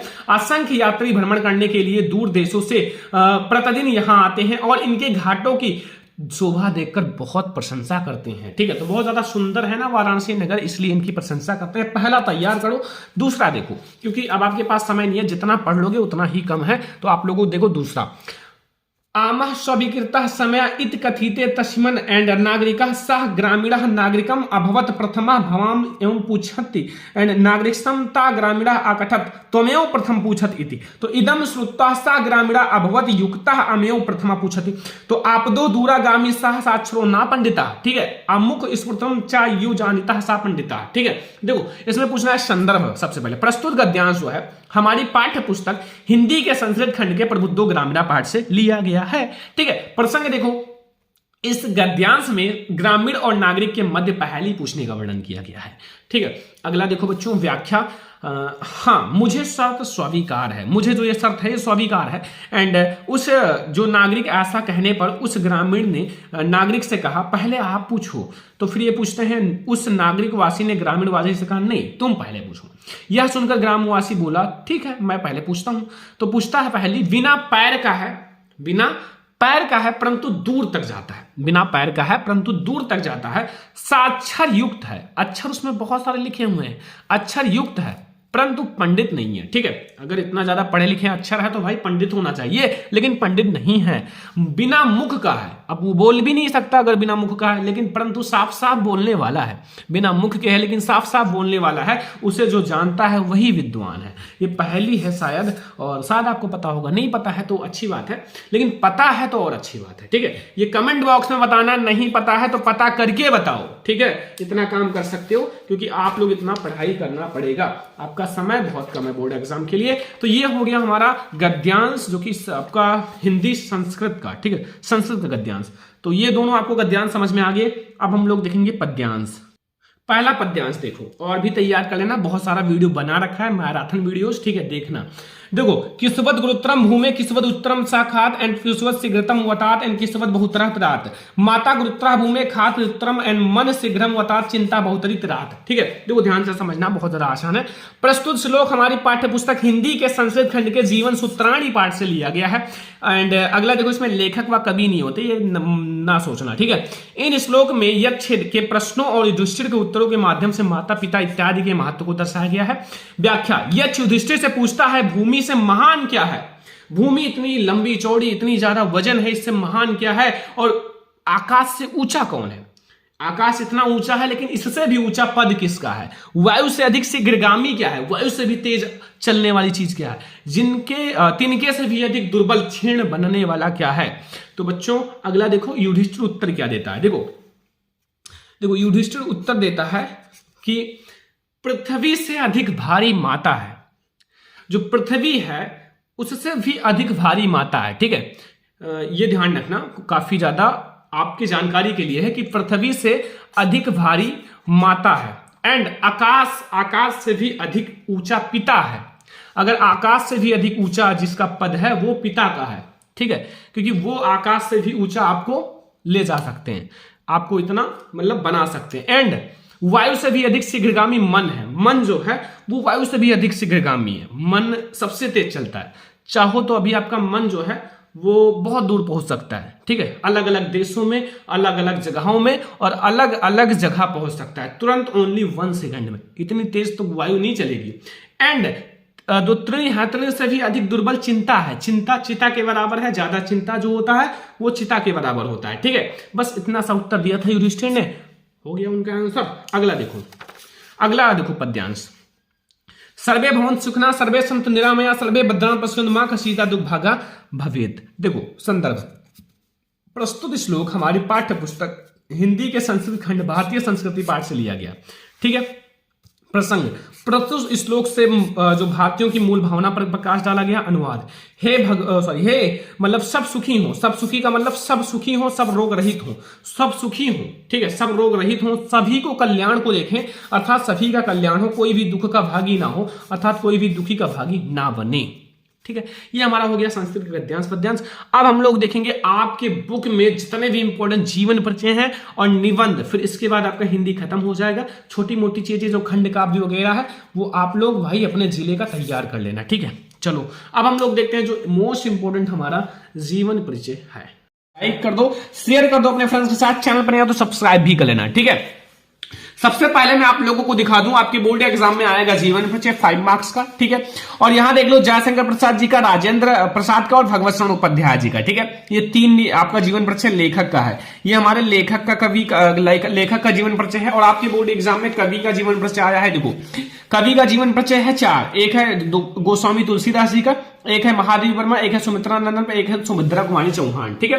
तो आपको रचनाएं भी लिखना है और उनकी जो मतलब उनका जीवन परिचय भी लिखना है। तो मैं आप लोगों को 5 सबसे महत्वपूर्ण पहले जीवन परिचय बता देता हूं, फिर एक एक करके सभी का मैं आप लोगों को जीवन परिचय अच्छे से पढ़ा देता हूं बोर्ड एग्जाम की कॉपी में, ठीक है। तो सबसे पहले मैं आप लोगों को 5 ऐसे जीवन परिचय बताता हूं जो आपके बोर्ड एग्जाम के लिए सबसे ज्यादा इंपॉर्टेंट है। देखो आपके बोर्ड एग्जाम के लिए 5 ऐसे जीवन परिचय हैं जो अगर आप पढ़ लिए तो आपका समझ लो 5 एंड प्लस 5 10 मार्क्स आपका बिल्कुल पक्का हो जाएगा। 10 मार्क्स आपका बिल्कुल क्लियर हो जाएगा, क्योंकि 10 नंबर का आपका जीवन परिचय आएगा, ठीक है। साथ में उनकी रचनाएं भी कंप्लीट कर लेना। देखो जीवन परिचय का जो मेन पॉइंट होता है वो क्या होता है, मेन पॉइंट तो आप लोगों को पता ही होगा। उनका जन्म कब हुआ, कहां हुआ, ठीक है। एंड जैसे पिता का नाम भी पता हो तो अच्छा है, ठीक है। एंड साथ में जन्म स्थान भी यहां लिख देना, ठीक है। ये इनकी सबसे मेन पॉइंट होता है। और जो इनकी जैसे आप लोग यहां देखो जन्म स्थान हुआ, ठीक है, पिता का नाम हुआ, रचनाएं हुआ, मृत्यु हुआ, ठीक है, थोड़ी शिक्षा के बारे में भी बता दो, ठीक है। एंड ये सब मेन होता है, ठीक है। और जैसे इनका जो पिता का नाम हो गया, शिक्षा हो गया, ठीक है। और आप लोग मृत्यु ज्यादा इंपॉर्टेंट होता है, इनका जन्म और मृत्यु मेन होता है। इनका जन्म और मृत्यु बिल्कुल सही होना चाहिए, ठीक है। जीवन परिचय में बीच में तो आप ये लिख सकते हैं हिंदी, उर्दू, फारसी आदि भाषाओं का अध्ययन किया, ये सब अध्ययन था, ये सब सभी जीवन परिचय में कॉमन है, ठीक है। तो 5 ऐसे जीवन परिचय पढ़ना है। पहला आचार्य रामचंद्र शुक्ल का जीवन परिचय, ये आपका लेखक का जीवन परिचय है, वेरी इंपॉर्टेंट है। आचार्य रामचंद्र शुक्ल जी का जीवन परिचय आपके बोर्ड एग्जाम के लिए वेरी इंपॉर्टेंट है, जरूर तैयार करके जाना। उससे भी ज्यादा इंपॉर्टेंट है जयशंकर प्रसाद जी का जीवन परिचय। तो ये 2 मैंने आपको कवि का जीवन परिचय बताया। आचार्य रामचंद्र शुक्ल जी का मैं ऑलरेडी पढ़ा चुका हूं, अगर आपने नहीं देखा है तो देख लो। जयशंकर प्रसाद जी का भी मैंने पढ़ाया है, लेकिन आप लोगों को मैं फिर से बताऊंगा जयशंकर प्रसाद जी का बहुत अच्छे से बोर्ड एग्जाम की कॉपी में। और आपको कवि में ये 3 जीवन परिचय तैयार करना है। ये 3 हमारे कवि हैं। कौन है? कवि हैं, ठीक है। 3 हमारे कवि हैं। पहला सूरदास जी का आपको तैयार करना है। सूरदास जी का जीवन परिचय वेरी इंपॉर्टेंट है बच्चों, सूरदास जी का। तुलसीदास जी का वेरी इंपॉर्टेंट है, ठीक है। और यहां महादेवी वर्मा का वेरी इंपॉर्टेंट है। 3 कवि में आपको ये 3 कवि हैं, ठीक है। एक सूरदास जी, एक तुलसीदास जी, एक महादेवी वर्मा।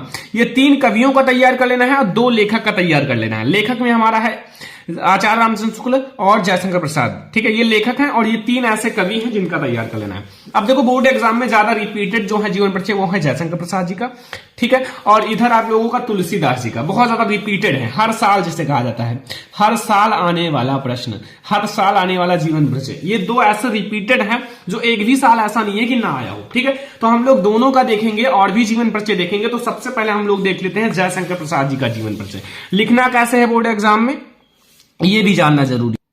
सबसे पहले आपको बोर्ड एग्जाम की कॉपी दी जाएगी। बोर्ड एग्जाम की कॉपी में आपको एक तरफ अंडरलाइन करना है अच्छे से स्केल की सहायता से, ब्लैक कलर स्केल से, ठीक है। फिर आप लोगों को जो भी आपका प्रश्नोत्तर संख्या हो, लाइक हमारा प्रश्नोत्तर संख्या 5 है। ये देखो प्रश्नोत्तर संख्या 5 का क्या है, तो प्रश्नोत्तर संख्या 5 आप डाल देना यहां, प्रश्नोत्तर संख्या 5। जब आप लोग प्रश्नोत्तर संख्या 5 डाल दोगे तो जो एग्जामिनर है आपकी कॉपी चेक करेगा ना, तो डायरेक्ट पेपर लेगा और पेपर में प्रश्नोत्तर संख्या प्रश्न 5 पर जाएगा और फिर देखेगा इनका जीवन परिचय, फट से आपको आंसर देगा, आपको सही आपको कर देगा, ठीक है। देखो प्रश्नोत्तर संख्या डालना बहुत ज्यादा जरूरी होता है, ठीक है।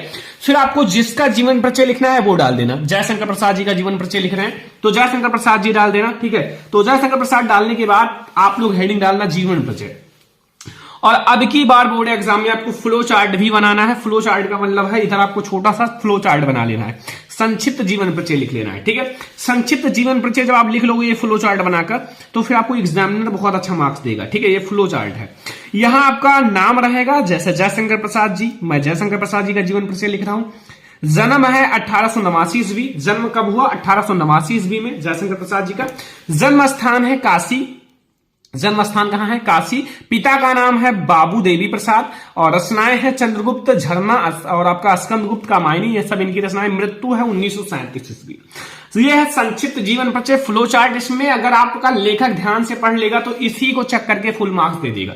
मेन है जन्म कब हुआ, मृत्यु कब हुई, जन्म स्थान कहां है, पिता का नाम, माता का नाम, बस यही सब मेन है। रचनाएं इसी को पढ़ेगा एग्जामिनर, फुल मार्क्स देगा। ठीक है, अब आप लोगों को डिटेल में भी बगल में लिखना है क्योंकि ये मेन है। ठीक है, दोनों चीजें आपको लिखना होगा। एक तो आप फ्लो चार्ट बनाकर लिख सकते हो छोटा सा, फिर आपको डिटेल में बगल में लिखना होगा। ठीक है, ये है जीवन परिचय लिखने का सही तरीका जो मैं आपको बता रहा हूं सारा। तो सबसे पहले देखो, जयशंकर प्रसाद जी का जन्म सन 1889 ईस्वी में काशी के सुंघनी साहू परिवार में हुआ था। एक एक लाइन में मेन पॉइंट देखना। ठीक है, मेन पॉइंट का मतलब होता है हाईलाइट करने वाली चीजें। जैसे इनका जन्म कब हुआ? सन 1889 में। कब हुआ? सन 1889 में। अब यहां 1889 जो है वो बहुत मेन चीज है, सबसे मेन है, हाईलाइट उसको करना है। हाईलाइट का मतलब उसको ब्लैक से लिख देना ताकि एग्जामिनर का नजर उसी पर पड़े। फिर आपका नजर पड़ेगा, अगर आपने बिल्कुल सही लिखा है तो आपको फुल मार्क्स देगा एग्जामिनर, और अगर आपने सही नहीं लिखा है तो फिर आपको फुल मार्क्स नहीं देगा, ये भी जान लेना। ठीक है, तो आप सही लिखना, अगर सही ना याद हो तो वैल्यू से ही लिख देना। ठीक है, और काशी के सुंघनी साहू परिवार में होता। इनके पिता का नाम बाबू देवी प्रसाद, काशी के प्रतिष्ठित और धन्यष्ट व्यक्ति थे। इनके पिता का नाम क्या था? बाबू देवी प्रसाद। इसको भी मैंने ब्लैक से लिखा, देखो पिता का नाम आप ब्लैक से लिखना ताकि ये भी थोड़ा सा हाईलाइट रहे। ठीक है, तो ये पिता का नाम है बाबू देवी प्रसाद और इनका जन्म हुआ था 1889 ईस्वी में। याद कर लो, बार बार रट लो। ठीक है, भूलना मत। तो इनकी प्रारंभिक शिक्षा घर पर ही हुई। इनकी जो प्रारंभिक शिक्षा है, प्रारंभिक शिक्षा का मतलब जो शुरुआत की शिक्षा होती है वो घर पर ही हुई। ठीक है, तथा स्वाध्याय से ही इन्होंने अंग्रेजी, संस्कृत, उर्दू और फारसी का श्रेष्ठ ज्ञान प्राप्त किया। स्वाध्ययन से ही मतलब स्वयं से ही इन्होंने जो अंग्रेजी है, संस्कृत है, उर्दू है, फारसी है, इन सब का श्रेष्ठ ज्ञान प्राप्त किया। ठीक है, मतलब अच्छे से अध्ययन किया, इन सब का इनको बहुत अच्छा ज्ञान था। ठीक है, और साथ ही इन्हें वेद, पुराण, इतिहास, दर्शन आदि का भी गहन अध्ययन किया। साथ में ही इन्होंने वेद, पुराण, दर्शन इन सब का अध्ययन किया अच्छे से। मतलब देखो, वेद, पुराण, इतिहास, दर्शन इन सब का भी ये अच्छे से अध्ययन किए, स्वाध्ययन से ही। ठीक है, और माता पिता तथा बड़े भाई की मृत्यु हो जाने पर, जैसे इनके माता पिता, इनके बड़े भाई सभी की मृत्यु हो गई थी। ठीक है, एक एक करके सभी की मृत्यु हो जाने पर इन्होंने व्यवसाय और परिवार का उत्तरदायित्व संभाला ही था।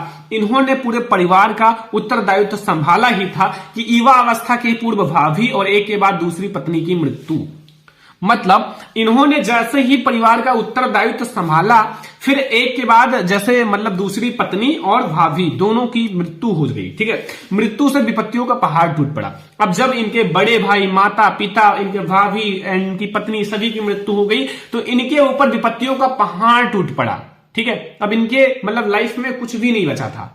तो फिर क्या हुआ? विपत्तियों का पहाड़ टूट पड़ा। इनका परिवार ऋण की बोझ से दब गया। देखो, इनका परिवार जो है वो ऋण की बोझ से दब गया। ऋण का बोझ मतलब ये ऋणी हो गए, कर्जदार जिसे कहते हैं। ठीक है, इनको विषम परिस्थितियों से संघर्ष करना पड़ा। इनको बहुत सारी विषम परिस्थितियों से संघर्ष करना पड़ा। बहुत ही संघर्षमयी जीवन था जयशंकर प्रसाद जी का। ठीक है, और बहुत ही कम उम्र में इन्होंने बहुत बड़ा मुकाम हासिल किया था। ठीक है, केवल 48 साल ये जीवित थे। ठीक है, देखो अभी अभी आगे पता चलेगा। ये देखो आ ही गया। अंततः ये क्षय रोग से ग्रस्त हो गए। इनको भी क्षय रोग का से ग्रस्त हो गए। इनका जो है शरीर बिल्कुल दुर्बल हो गया था, कुछ भी नहीं रह गया था, दुर्बल हो गया था। ठीक है, इनको क्षय रोग हो गया था। और फिर 14 नवंबर सन 1937 में केवल 48 वर्ष की उम्र में ये संसार से विदा हो गए। फिर 14 नवंबर और 1937 में, कहीं कहीं आपका 1937 रहता है लेकिन आपका जन्म कब हुआ? 1889 में, कहीं कहीं 90 भी लिखा रहता है, और मृत्यु हुई 1937 में। तो मतलब उधर आप लोगों का 11 ईयर और इधर 37, यानी कि 47, एक 48 साल ये कुल जीवित थे। 48 साल में ही इन्होंने बहुत सारी नाटक, कहानी एंड बहुत सारी चीजों की रचना की। ठीक है, छायावाद युग के प्रवर्तक भी माने जाते हैं जयशंकर प्रसाद जी। तो बहुत बड़े मुकाम हासिल किए थे। लेकिन ये देखो बगल में आप लोग फ्लो चार्ट बना देना। ठीक है, फिर आप लोग देखो इनकी रचनाएं भी समझ लो। रचनाएं जरूर लिख कर आना, जो मैं आपको मेन रचनाएं बताता हूं। ठीक है, ये रचनाएं आपके ऑब्जेक्टिव में भी आ जाता है। देखो इनकी रचनाएं हैं चंद्रगुप्त, कामायनी, झरना, ध्रुव, ठीक है, स्कंदगुप्त, आंसू, बहुत सारी इनकी रचनाएं हैं जो बहुत ज्यादा इंपॉर्टेंट है। ठीक है, आप लोग तैयार रखना। वैसे तो ये मैंने इंपॉर्टेंट बता ही दिया, चंद्रगुप्त, स्कंदगुप्त, कामायनी, झरना एंड ध्रुव स्वामिनी, ये सब बहुत ज्यादा इंपॉर्टेंट प्रश्न आएंगे। ठीक है, तो ये है जयशंकर प्रसाद जी का जीवन परिचय। ऐसे आपको लिख कर आना है बच्चों, एक भी नंबर नहीं कटेगा। ये है जयशंकर प्रसाद जी का। ठीक है, अब देखो जयशंकर प्रसाद जी का आपका कंप्लीट हो गया। अब खुद से एक जीवन परिचय कंप्लीट कर लेना, वो है आचार्य रामचंद्र शुक्ल जी का। ठीक है, एक ही आएगा बोर्ड एग्जाम में, और इसी दोनों में से दोनों हो सकता है आपको देखने को मिल जाए, लेकिन कोई एक ही लिखना है ना बोर्ड एग्जाम में।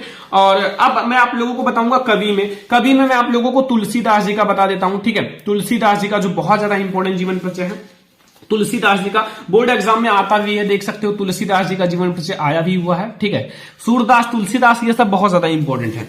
तो मैं आप लोगों को अब किसका तैयार करा दूं, आप लोगों का जो तुलसीदास जी का जीवन परिचय है। तो यहां देखो, इसमें भी आप फ्लो चार्ट बना लेना, नाम लिख देना, ठीक है, पिता का नाम लिख देना, मृत्यु लिख देना, ठीक है, रचनाएं लिख देना, बस ये उनका फ्लो चार्ट हो जाएगा। ठीक है, बगल में बना लेना। वैसे ऐसे भी लिख सकते हो, कोई दिक्कत नहीं। ठीक है, ये ध्यान रखना, अगर ऐसे भी लिख दोगे एक नंबर एग्जामिनर नहीं काटेगा। ठीक है, ऐसे भी आप लिख सकते हो, जैसा मैं आपको बता रहा हूं। आपकी इच्छा हो तो फ्लो चार्ट बनाओ, वो तो मैं आपको बता रहा हूं कि एक निर्देश दिया था बस। ठीक है, एक तरफ आप लोग कवि में अंडरलाइन कर लेना। और ये हमारा है 6 का खा, कौन सा है, प्रश्नोत्तर संख्या हमारा 6 का खा है, नहीं आपका 6 नहीं 5 का ही खा है। ठीक है, ये देखो, हाँ चलो, आपका कोई भी प्रश्नोत्तर संख्या हो, 5 का खा, 6 का खा, कुछ भी हो, आपको जो प्रश्नोत्तर संख्या हो उसको डाल देना, फिर आप लिखना शुरू करना। जैसे हमारा है गोस्वामी तुलसीदास जी का जीवन परिचय, और गोस्वामी तुलसीदास जी का जीवन परिचय आप लोगों के बोर्ड एग्जाम में आता भी है कई बार। तो गोस्वामी तुलसीदास जी का जीवन परिचय कैसे लिखना है, देखो ध्यान से। सबसे पहले आप लोग जीवन परिचय हेडिंग डाल लेना अच्छे से। ठीक है, अंडरलाइन वगैरह अच्छे से कर लेना, अंडरलाइन बहुत ज्यादा इंपॉर्टेंट होता है, अंडरलाइन। ठीक है, फिर आप लोगों को क्या लिखना है कि गोस्वामी तुलसीदास जी का जन्म सन 1532 ईस्वी में संवत 1889 ईस्वी को बांदा जिले के राजापुर गांव में माना जाता है। ठीक है, मतलब एकदम निश्चित नहीं है, माना जाता है, क्योंकि ये कवियों का जो है ना मतभेद रहता है, बिल्कुल स्पष्ट नहीं होता है कवियों में। ठीक है, तो जो गोस्वामी तुलसीदास जी का जन्म सन 1532 ईस्वी में संवत 1589 ईस्वी को बांदा जिले के राजापुर गांव में माना जाता है। ठीक है, कुछ विद्वान इनका जन्म स्थान एटा जिले के सोरो नामक स्थान को मानते हैं। कुछ ऐसे विद्वान हैं जो इनका जन्म कहां मानते हैं, एटा जिले के सोरो नामक स्थान पर। कहां मानते हैं, एटा जिले के सोरो नामक स्थान पर। देखो, इनका तो पहले राजापुर गांव में माना जाता था, बांदा जिले के राजापुर गांव में। फिर क्या हुआ, कुछ विद्वान जो विद्वान हैं वो इनका जन्म कहां मानते हैं, एटा जिले के सोरो नामक स्थान पर, ठीक है, को मानते हैं। इनके पिता का नाम आत्माराम दुबे, इनके पिता का क्या नाम था, आत्माराम दुबे, एवं माता का नाम हुलसी था।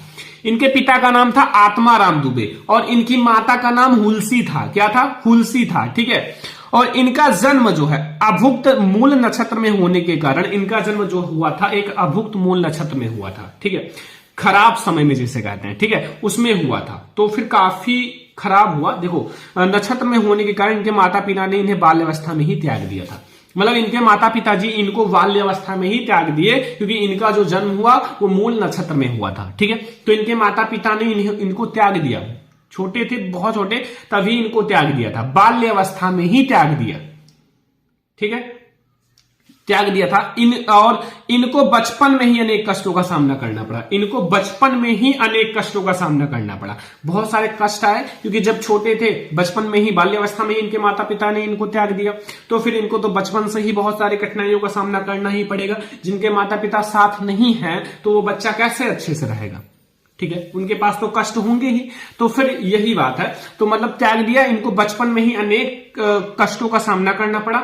इनका पालन पोषण प्रसिद्ध संत नरिहर दास ने किया। इनका जो पालन पोषण एक प्रसिद्ध संत है जिसका नाम है नरिहर दास ने किया, और ज्ञान एवं भक्ति की शिक्षा प्रदान किया, और ज्ञान एवं भक्ति की शिक्षा इनको प्रदान किया। ठीक है, भक्ति में लीन हुए। और तुलसीदास जी वेद, वेदांग, दर्शन, इतिहास, पुराण आदि में निपुण हो गए थे। ठीक है, आदि में निपुण हो गए। जो मतलब तुलसीदास जी वेद है, वेदांग है, दर्शन है, इतिहास है, पुराण है, इन सब की मतलब निपुण हो गए, इन सब का अध्ययन किया। ठीक है, धीरे धीरे अध्ययन किए और इन सब के बारे में देखे, जाने, सुने, तो फिर इनको भी ये सब अच्छे से आ गया।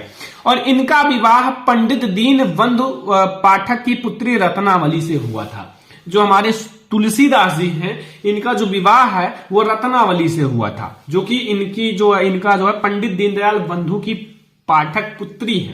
किसकी पुत्री है? पंडित दीनदयाल बंधु की। ठीक है, तो इनके जो पत्नी का नाम था वो था रत्नावली। रत्नावली से हुआ था और इन्हें अपनी पत्नी से अत्यधिक प्रेम था। जो गोस्वामी तुलसीदास जी हैं, इनको अपनी पत्नी से अत्यधिक प्रेम था, लेकिन पत्नी के डांट के कारण तुलसीदास जी सांसारिक मोह माया से विरक्त कर दिया। पत्नी की डांट के कारण क्या किया कि मतलब ये जो सांसारिक मोह माया है ना, इसको छोड़ दिया। ठीक है, इन सब की जो मोह माया है वो तुलसीदास जी ने छोड़ दिया। ठीक है, तो फिर इसको छोड़ दिए और श्री राम भक्त भाव जागृत हो उठा और उनके मन में श्री राम का भक्त भाव जागृत हो उठा। श्री राम के प्रति मतलब भक्त भाव जागृत हो उठा। श्री राम का गान करते थे, श्री राम के गाने ये सब बहुत अच्छा, मतलब इन्होंने बहुत अच्छे अच्छे पंक्ति लिखे हैं, पद लिखे हैं। ठीक है, जो आप पढ़ोगे तो देखोगे आपकी बुक में है। और 1574 ईस्वी में इन्होंने सर्वश्रेष्ठ महाकाव्य रामचरितमानस की रचना की। रामचरितमानस की रचना हमारे गोस्वामी तुलसीदास जी ने किया है। ठीक है, तो 1574 ईस्वी में इन्होंने सर्वश्रेष्ठ महाकाव्य, बहुत ही बड़ा महाकाव्य है, रामचरितमानस की रचना की है। ठीक है, और इनकी मृत्यु सन 1623 ईस्वी में। ठीक है, ईस्वी अगर है तो 1623 कहना, और अगर संवत कहना तो 1680 कहना। ठीक है, के लगभग हुआ। ठीक है, ये हो गया बच्चों इनका पूरा जीवन परिचय। इतना लिखना पड़ेगा, अगर कवि में लिख रहे हो तो इतना भैया लिखना पड़ेगा, और अगर आप लेखक में लिख रहे हो तो इतना जो मैंने आपको बताया है जयशंकर प्रसाद जी का, इतना लिखना पड़ेगा। राइटिंग मैन है, राइटिंग अच्छी होनी चाहिए, तो फिर आपको नंबर बढ़ के मिलेगा, 1 नंबर नहीं काटेगा एग्जामिनर। और हाँ, स्टेप सही होना चाहिए। जिस चीज को मैंने ब्लैक से लिखा उसको ब्लैक से लिखो, जो ब्लू से लिखा उसको ब्लू से लिखो, ताकि एक एक पॉइंट को एग्जामिनर समझ पाए।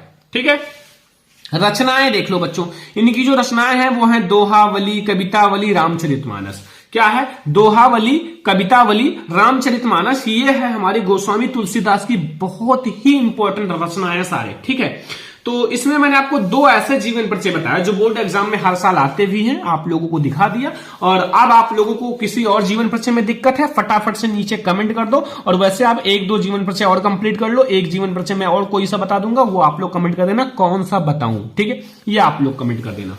आज के इस वीडियो में मैंने आपको वो जीवन परिचय बताया है जो आपके बोर्ड एग्जाम के लिए वेरी इंपॉर्टेंट है। तो इसमें निबंध कैसे लिखें, ठीक है, आपको निबंध बोर्ड एग्जाम में कैसे लिखना है ताकि आप लोग फुल मार्क्स जरूर लाओ। ठीक है, आपको फुल मार्क्स जरूर मिलेगा। आपको निबंध में 9 मार्क्स लाने से आपको कोई नहीं रोक सकता, क्योंकि ये वीडियो बहुत ज्यादा इंपॉर्टेंट है। अगर आप लोग 16 फरवरी को हिंदी का पेपर देने वाले हो तो आज का ये वीडियो लास्ट तक देखना। निबंध जो है वो आपका बिल्कुल क्लियर हो जाएगा, 9 नंबर जो है आप लोगों का वो बिल्कुल पक्का हो जाएगा। ठीक है, इससे बाहर आपका एक भी निबंध नहीं आएगा।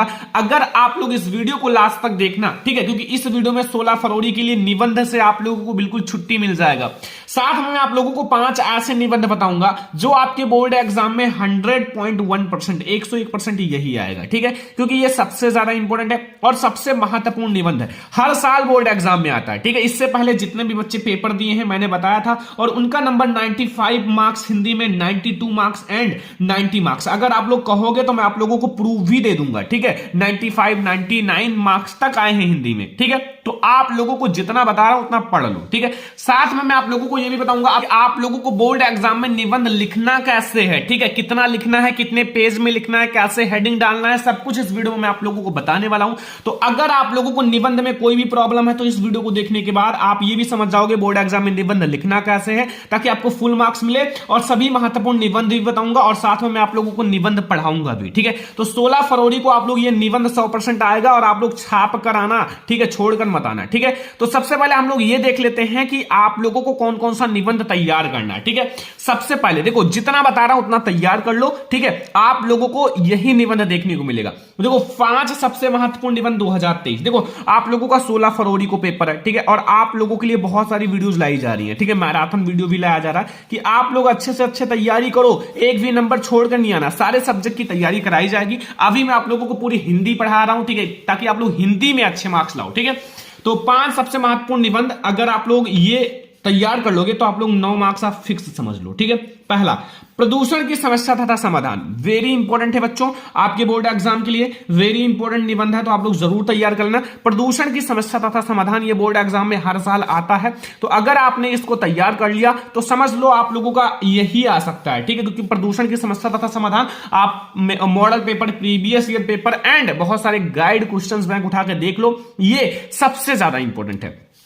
दूसरा आपको तैयार करना है बेरोजगारी की समस्या। ठीक है, 5 ही मैं आपको बताऊंगा, 5 ही निबंध, और अगर आप ये तैयार कर लिए तो आपका निबंध का जो है वो बिल्कुल क्लियर हो जाएगा। तो बेरोजगारी की समस्या पर भी निबंध आप लोग तैयार कर लो। बेरोजगारी की समस्या, पहला तो प्रदूषण की समस्या तथा समाधान, दूसरा बेरोजगारी की समस्या। ठीक है, इसको आप लोग तैयार कर लेना, जरूर तैयार कर लेना। अभी मैं आप लोगों को बता रहा हूं, जब आप पेपर देकर आओगे तो कहोगे सर यही निबंध आया था जो आपने बताया था। ठीक है, बेटी बचाओ बेटी पढ़ाओ निबंध जरूर तैयार कर लेना। बेटी बचाओ बेटी पढ़ाओ, देखो बेटी बचाओ बेटी पढ़ाओ पर ज्यादा जोर दिया जा रहा है, तो ये आपके बोर्ड एग्जाम में आ सकता है, तो इसलिए आप लोग ये भी निबंध जरूर तैयार कर लेना। अगर आपको नहीं याद है ना, तो आप लोग जो आप लोगों का निबंध का मेन पॉइंट होता है, ऐसा नहीं मैं आपको बता रहा हूं, मेन पॉइंट वो तैयार कर लो। जैसे आपका मेन पॉइंट का मतलब है हेडिंग, जो आपके मेन हेडिंग्स है उसको तैयार कर लो, फिर आप बनाकर भी लिख सकते हो। ठीक है, निबंध में कोई जरूरी नहीं कि आपको बिल्कुल हूबहू ऐसे ही तैयार करना है। जो आप लोगों का बुक वगैरह क्वेश्चंस बैंक वगैरह में दिया रहता है ना निबंध, वो भी एक ही प्रकार से बनाकर लिखा जाता है। ठीक है, वो भी एक प्रकार से बनाकर ही लिखा जाता है। अगर आपने बोर्ड एग्जाम में बनाकर निबंध लिख दिया, अच्छे से हैंड राइटिंग वगैरह अच्छे से लिख दिया, हेडिंग अच्छे से डाल दिया, तो 1 नंबर एग्जामिनर नहीं काटेगा, आपको 9 में 9 नंबर देकर जाएगा। ठीक है, मेन है कि आप कितनी अच्छे से लिखते हो, और हाँ 9 नंबर का है तो आप लोग कितने पेज में लिखते हो ये भी मायने करता है। 1 पेज में 2 पेज में लिख दोगे तो आपको नंबर कटेगा। ठीक है, बहुत छोटा निबंध भी नहीं लिखना है। ठीक है, ये ध्यान रखना। एंड आप लोगों को फिर 4 नंबर तैयार करना है आतंकवाद का कारण तथा निवारण। ठीक है, आतंकवाद का कारण तथा निवारण भी आप लोगों को तैयार कर लेना। फिर विज्ञान वरदान है या अभिशाप, जो विज्ञान है वो एक वरदान है या अभिशाप है, ये भी तैयार कर लेना है। तो अगर आप लोगों ने ये 5 निबंध तैयार कर लिया, ये 5 ही निबंध मैं आपको बताया हूं, अगर आप लोग ये 5 निबंध तैयार कर लिए तो आप लोगों का निबंध जो है वो बिल्कुल क्लियर हो जाएगा। देखो मैं आपको 5 ही निबंध बताया हूं ताकि आप लोग ज्यादा प्रेशर ना रहे, और ये 5 ऐसे निबंध है जो आते ही बोर्ड एग्जाम में, तो इससे बाहर आएगा भी नहीं। ठीक है, तो आप लोग ये 5 जरूर तैयार कर लेना। इससे बाहर अगर आप तैयार कर लेते हो तो उसके लिए अच्छी बात है। ठीक है, लेकिन ये 5 ऐसे निबंध हैं जो आपके बोर्ड एग्जाम में 100% आएंगे। ठीक है, इसमें से 2 से 3 निबंध आएगा, लिखना एक ही है। और सबसे मेन पॉइंट, ठीक है, बहुत सारे बच्चे क्या करते हैं कि निबंध को 2 3 4 5 पेज लिख देते हैं, समझते हैं जितना पेज लिखूंगा उतना नंबर मिलेगा। नहीं, ऐसा नहीं होता। ज्यादा पेज लिखने से आपको ज्यादा नंबर नहीं मिलता है। ठीक है, जितने शब्दों में कहा है सिर्फ उतने ही शब्दों में लिखो। जितने शब्दों में आपसे निबंध कहा है बच्चों, उतने शब्दों में लिखो। देखो ज्यादा पेज लिखने से ज्यादा नंबर नहीं मिलेगा, ये ध्यान रखना। ज्यादा पेज आपने लिख दिया तो क्या आपको ज्यादा नंबर मिलेगा? नहीं। अगर आपने अच्छे से लिखा है, अच्छे से हैंड राइटिंग, क्वालिटी अच्छी है, क्वालिटी मैटर करता है, क्वांटिटी नहीं। अगर आपकी क्वालिटी अच्छी है तो ये पेज वगैरह नहीं मायने करता। अगर आपने अच्छे से 3 ही पेज लिख दिया है निबंध, ज्यादा से ज्यादा 3 पेज आप निबंध लिखो। ठीक है, और अगर आपने अच्छे से लिख दिया है ना, एग्जामिनर आपको पूरा नंबर देगा। ठीक है, मेन है आप कैसे लिखते हो। अभी मैं आपको लिखने का तरीका भी बताऊंगा, आपको निबंध लिखना कैसे है ताकि आपको फुल मार्क्स मिले। निबंध लिखने का सही तरीका भी बताऊंगा ताकि आप लोगों को फुल मार्क्स मिले। तो ये है, मैं आप लोगों को कुछ पॉइंट बता दिया। अब मैं आप लोगों को बताऊंगा कि बोर्ड एग्जाम में निबंध लिखना कैसे है ताकि आप लोगों को फुल मार्क्स मिले, एक भी नंबर ना कटे। ठीक है, देखो बच्चों, सबसे पहले आप लोगों को बोर्ड एग्जाम में कॉपी दी जाएगी। ठीक है, बोर्ड एग्जाम की कॉपी। बोर्ड एग्जाम की कॉपी में सबसे पहले आप लोग क्या डालोगे? प्रश्नोत्तर संख्या। क्या डालोगे? ऊपर, सबसे ऊपर, जैसा मैंने डाला है प्रश्नोत्तर संख्या। ध्यान से समझना, अब मैं आप लोगों को एक एक पॉइंट समझा रहा हूं। प्रश्नोत्तर संख्या जो भी है, ठीक है, अंडरलाइन कर लेना, और आप लोग ब्लैक स्केच से डालना जैसा मैंने डाला है प्रश्नोत्तर संख्या। और यहां आप लोग क्या करना, इसमें आपका 11 है तो 11 कर देना। ठीक है, प्रश्नोत्तर संख्या डाल देना। और ये एक टॉपर की तरह लिखा गया। ठीक है, एक टॉपर की कॉपी इससे मैच करके लिखा गया। उसको मिला है 9 में। आप लोगों का पहले निबंध 6 मार्क्स का आता था तो 6 में 6 मार्क्स मिला था, तो ये हमारा 9 नंबर का है तो 9 में 9 मार्क्स मिलेगा, ये ध्यान रखना। ठीक है, प्रश्नोत्तर संख्या डालने के बाद जो आपका निबंध होता है उसमें 3 हेडिंग सबसे ज्यादा इंपॉर्टेंट होता है जो एग्जामिनर देखता है। पहला, ध्यान से समझना, रूपरेखा। क्या होता है? रूपरेखा। और आप लोगों को ब्लैक एंड ब्लू पेन का ही यूज बोर्ड एग्जाम में करना है। दूसरा, प्रस्तावना। क्या है? प्रस्तावना। ठीक है, तीसरा, लास्ट में आप लोगों का उपसंहार। ठीक है, ये 3 ऐसे हेडिंग हैं जो हर एक निबंध में कॉमन है। ठीक है, ये 3 ऐसे हेडिंग्स ये हर एक निबंध में कॉमन है।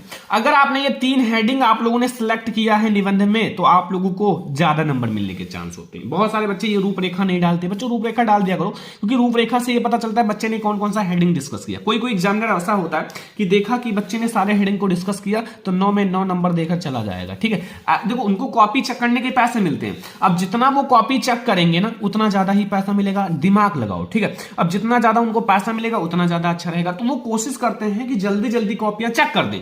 ठीक है, तो ऐसा करो, आप लिख कर आओ अच्छे से, ठीक है, आपको फुल मार्क्स मिलेगा। ये मत डरो कि कैसे लिखें क्या करें, डरो मत, आप लोग अपने ऊपर कॉन्फिडेंस रखो, ठीक है, ये ध्यान रखना। तो सबसे पहले मान लो हम लिख रहे हैं सबसे मोस्ट इंपोर्टेंट निबंध प्रदूषण की समस्या तथा समाधान पर, ठीक है, ये आपके बोर्ड एग्जाम में आएगा और जैसा बता रहा हूं वैसे लिख कर आना। ऊपर आप लोग प्रश्नोत्तर संख्या डालना। अब जिस नंबर पे पूछा गया, मान लो आपके 5 निबंध आते हैं, तीसरे नंबर पे पूछा गया प्रदूषण की समस्या तथा समाधान, तीसरा डाल देना।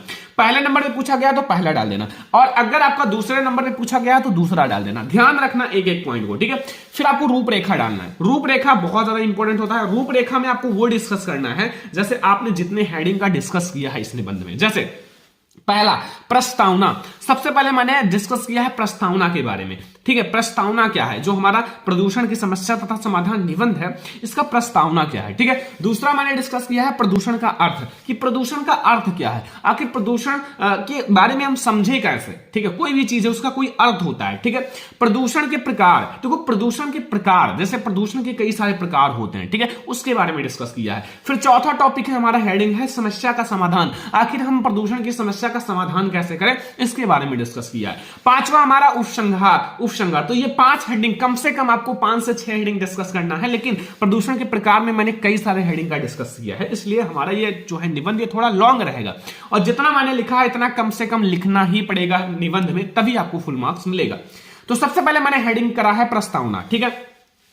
आजकल प्रदूषण की समस्या बहुत ज्यादा बढ़ रही है। अगर आजकल की बात की जाए, प्रदूषण की समस्या बहुत ज्यादा बढ़ रही है। अगर बात को समझो, प्रदूषण की समस्या क्यों बढ़ रही है, जनसंख्या बढ़ रही है, जितनी ज्यादा जनसंख्या हो रही है उतना ज्यादा प्रदूषण हो रहा है। क्योंकि पहले घर में 5 लोग थे, 5 ही लोग मान लो प्रदूषण फैला रहे थे, फिर उसमें 8 लोग हो गए, अब भाई 8 लोग प्रदूषण कर रहे हैं, फिर 12, 15, 20 ऐसे करके परिवार बढ़ा, जनसंख्या बढ़ा, प्रदूषण बढ़ा, ठीक है। ऐसे पहले 1-2 गाड़ियां चलती थी, अब बहुत सारी गाड़ियां चल रही है, उनसे भी प्रदूषण हो रहा है, ठीक है। तो हर जगह प्रदूषण हो रहा है, ठीक है। तो आजकल प्रदूषण की समस्या बहुत ज्यादा बढ़ रही है। इस समय हमारे समक्ष सबसे बड़ी चुनौती है पर्यावरण को बचाने का। पर्यावरण को बचाया जाए, पर्यावरण को बचाने का है, क्योंकि पानी, हवा, जंगल, मिट्टी आदि सब कुछ प्रदूषित हो चुका है।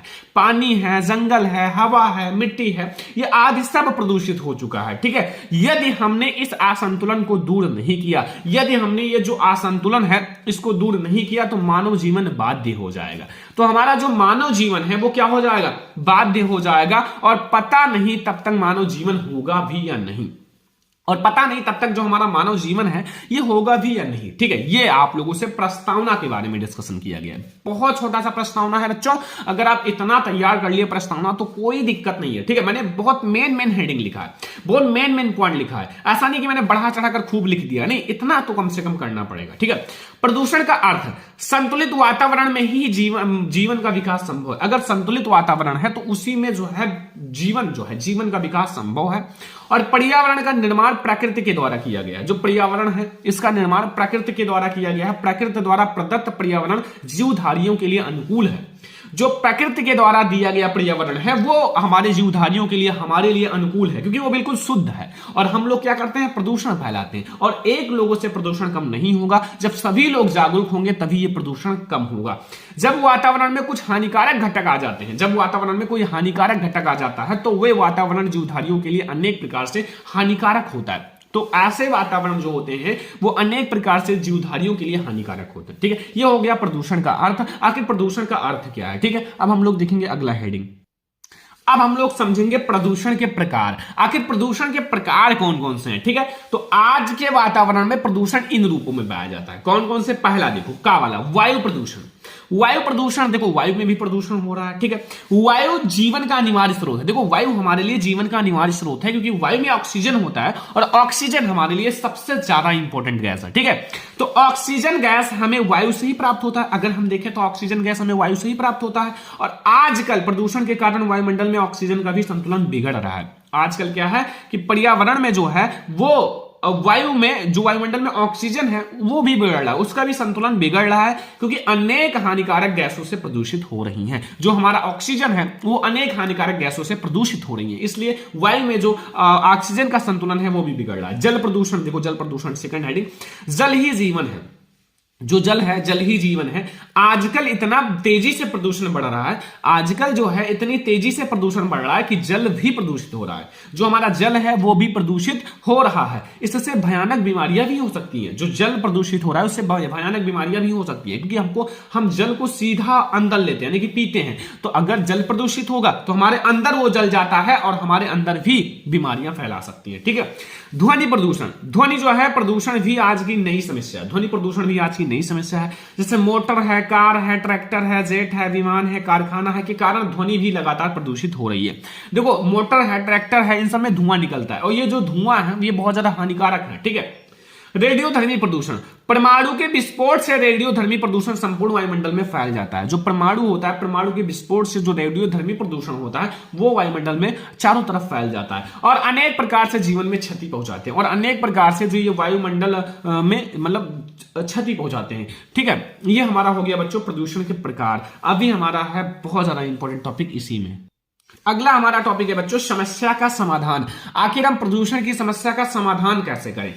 वातावरण को प्रदूषण से बचाने के लिए, अगर हमें वातावरण को प्रदूषण से बचाना है तो वृक्षारोपण सर्वश्रेष्ठ समाधान है। जो वृक्षारोपण है, वृक्ष को लगाना, यह हमारा सबसे अच्छा समाधान है। और दूसरी ओर वृक्ष को अधिक कटान पर भी रोक लगाई जानी चाहिए। जो वृक्ष पर अधिक कटान की जा रही है उस पर भी रोक लगानी चाहिए। ठीक है। जितना वृक्ष लगाओगे अगर काट दिया जाएगा दूसरी ओर तो क्या फायदा, तो उस पर भी रोक लगा देनी चाहिए। आजकल बढ़ती हुई जनसंख्या और औद्योगिकीकरण ने विश्व के सामने प्रदूषण की समस्या पैदा कर दी है।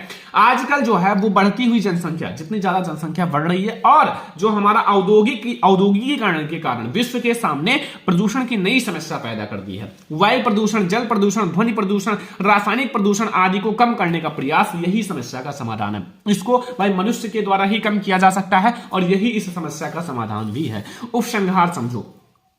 प्रसन्नता की बात है कि भारत सरकार प्रदूषण की समस्या के प्रति जागरूक है। जो भारत सरकार है यह समस्या के प्रति जागरूक है। ठीक है। जल प्रदूषण निवारण अधिनियम लागू किया। जो जल प्रदूषण अधिनियम है उसको लागू किया। उसने 1974 ईस्वी में जल प्रदूषण कम का नियम लागू किया। ठीक है। कब? 1974 में।